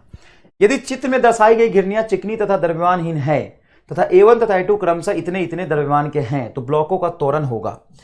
अब A1 तथा A2 का क्रमशः 4 kg और 8 kg है, मतलब 4 kg वाले का A1 त्वरण है, 4 kg वाले का नीचे है A1 और 8 kg वाले का आगे होगा A2। ये फोटो है। अब ऑप्शन में A1 और A2 में रिलेशन पूछा। अब सुनना बेटा, 4 और 8 से कोई मतलब नहीं अपने को। सुनना, यहां पे तनाव मान लो T ऊपर है, मान सकते हो कुछ भी तनाव T, ये T ऊपर, तो यहां पे T T T T इस रस्सी में T, तो यहां पे देखो बेटा T, और ये रस्सी ऐसे घूम के आया तो यहां होगा T, तो यहां हो जाएगा 2T। क्या आपको ये फील आया? तो दोनों एक दिशा में तनाव और त्वरण का गुणक, तो 2T इंटू A2, अरे बहुत सही, बराबर विपरीत दिशा वाला T इंटू A1। अब क्या करना, अब आंसर आ गया, T से T कटेगा, 2A2 बराबर A1, 2A2 बराबर A1, 2A2 बराबर A1। अब बताओ मजा आया कि नहीं है? तो मैं ये भी सिखा सकता था डायरेक्ट कि तनाव इंटू त्वरण का गुणक नियत होता है, जितना पॉजिटिव वाला उतना निगेटिव वाला। फिर से सोचो, यहां पे बोलो, यहां पे बोलो, यहां पे बोलो, बताओ कितना त्वरण है A2 और तनाव कितना है 2T, तो सेम डायरेक्शन में है तो 2T इंटू A2 बराबर, यहां पे तनाव बोलो T into A1, T into A। सीधा आंसर, सीधा आंसर, कोई नहीं मुश्किल काम करना है आपको। अब इस पे अच्छे सवाल मैं तुम्हें दिखाऊं, इस पे अच्छे सवाल मैं तुम्हें दिखाऊं। देख, ये तुम्हें इंजीनियरिंग के पूछे हुए सवाल ऐसे होते। देखो मान लो इसका बेग है V1, तो M1 का बेग बताएं, मजा आ जाएगा। M1 का बेग बताएं, इसका M1 का बेग बताएं, मजा आ जाएगा। देख सुने तो तुम्हें क्या करना है। यहां पे तनाव मान लो कुछ T, तो इस पूरे रस्सी में हर जगह T होगा, T, यहां भी T, यहां भी टी, यहां भी टी और यहां पे भी टी। अब सुनो बेटा अच्छे से, अगर यहां पे टी और टी है तो यहां पे क्या होगा सर 2t। यहां पे M2 पे देखो टी पीछे और यहां पे टी, तो ये होगा 2t।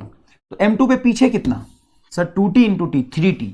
तो लिखो 3t इंटू वी नॉट, विपरीत दिशा वाला। यहां देखो आगे 2t है बस, तो 2t इंटू इसका वेग मान लो v1, ये माना वेग माना v1, t से t कटेगा तो v1 बराबर आ जाएगा 3v0/2। एक पेज का कैलकुलेशन है आईटी के किताबों में, मॉड्यूल में। ये सवाल तुमको, ये सवाल मिल जाएगा, स्कैन करके तुम गूगल पे डाल दो, ये सवाल मिल जाएगा। सॉल्यूशन देखो कितना आसान है।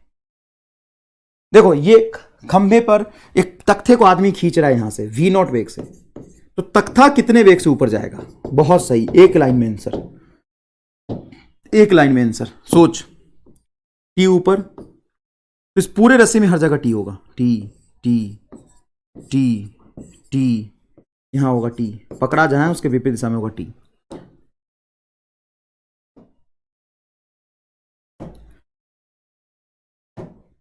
यहां बोलो, यहां पे कितना हो जाएगा 2t, यहां पे कितना हो जाएगा 2t। क्यों भाई? क्योंकि ये t और t है, ये t और t है, तो यहां पे 2t 2t 4t 5t, तो 5t इंटू वीपी बराबर, यहां पे तनाव t वेलोसिटी v नॉट, तनाव t into velocity v not, हो तनाव t into velocity v not, t से t कटेगा तो vp बराबर आ जाएगा v0/5। मतलब आदमी रस्सी को v0 से खींच रहा है लेकिन तख्ता सिर्फ v0/5 से ऊपर जाएगा। तो फिर ऐसे क्यों खींच रहा? सीधा खींच लेता, सीधा खींच ही नहीं पाता। क्योंकि मान लो आदमी ने तनाव टी लगाया तो असल में तख्ते पे तनाव कितना लगा? 2t 2t 5t, मतलब 5 गुना बल ज्यादा लगा पा रहा है। इधर देखो, कोई वस्तु प्लैंक ऊपर जा रहा है वीपी से, और तो v1 और v2 में रिलेशन बताओ क्या होगा? सुन, क्या करना है, यहां पे तुम देखोगे अच्छे से, तो इस बिंदु पे इसको पकड़ के ऊपर खींच रहा हूं मैं वीपी से, तो इस बिंदु पे पीछे तनाव टी होगा, तो यहां पे तनाव हो जाएगा t/2 और यहां पे तनाव हो जाएगा t/2, तभी तो यहां पे t होगा। नहीं तो तुम्हें उल्टा करना है तो उल्टा कर सकते हो, उल्टा कर सकते हो। उल्टा कैसे करोगे? मेरे कहने का मतलब है कि यहां t मान लो, तो इस रस्सी में t मानते हो तो यहां भी t होगा। क्यों बेटा? क्योंकि सर ये एक ही रस्सी है व्हाइट वाला, तो ये t और t, तो यहां पे हो जाएगा ऊपर में 2t, तो ये तुम्हारा vp इंटू 2t बराबर v1 into T plus v1 into T. देखो ये भी ऊपर जा रहा है और तनाव t ऊपर, v1 ऊपर जा रहा है, तनाव t ऊपर, तो यहां से t से t काट दो तो vp बराबर हो जाएगा, देखो 2vp, t से t कट गया, अरे काट ले, बता, ये t से ये से t कटेगा, तो 2vp बराबर v1 प्लस v2, तो vp बराबर हो जाएगा v1 प्लस v2/2। ये है प्लैंक की वेलोसिटी, vp बराबर v1 प्लस v2/2, ये आएगी प्लैंक की वेलोसिटी। देखो कितना आसान है। ये बच्चे को समझाने के लिए पता नहीं क्या क्या समझा देते हैं, मैं कुछ नहीं कर रहा। तनाव इंटू तनाव का गुना, पॉजिटिव वाला एक ही दिशा वाला बराबर तनाव इंटू वेग का गुना विपरीत दिशा वाला। और नीट में इसके सवाल बहुत आसान वाले आते हैं तो चिंता करने की जरूरत नहीं है, बिल्कुल आसान वाले आते हैं तो चिंता करने की जरूरत नहीं है। तो आज के क्लास में हमें स्यूडो फोर्स भी पढ़ना था, लेकिन आज की क्लास को हम यहीं पे ख़त्म करते हैं क्योंकि चीज़ें बहुत ज़्यादा हो गई, समझने में थोड़ा समय लगा। कल हम लोग छदम बल के बारे में अच्छे से पढ़ेंगे। तो छदम बल के अगर सवाल आपके सामने आते हैं तो आपसे मैं विनती करता हूं प्लीज़ उसको ना करें, सिर्फ डायनेमिक वाले सवाल मैंने जितने कराए उसी को कर लो बेटा, बहुत सवाल करा दिया मैंने। ठीक है, छदम बल कल पढ़ाएंगे और घर से शुरू करेंगे। धन्यवाद।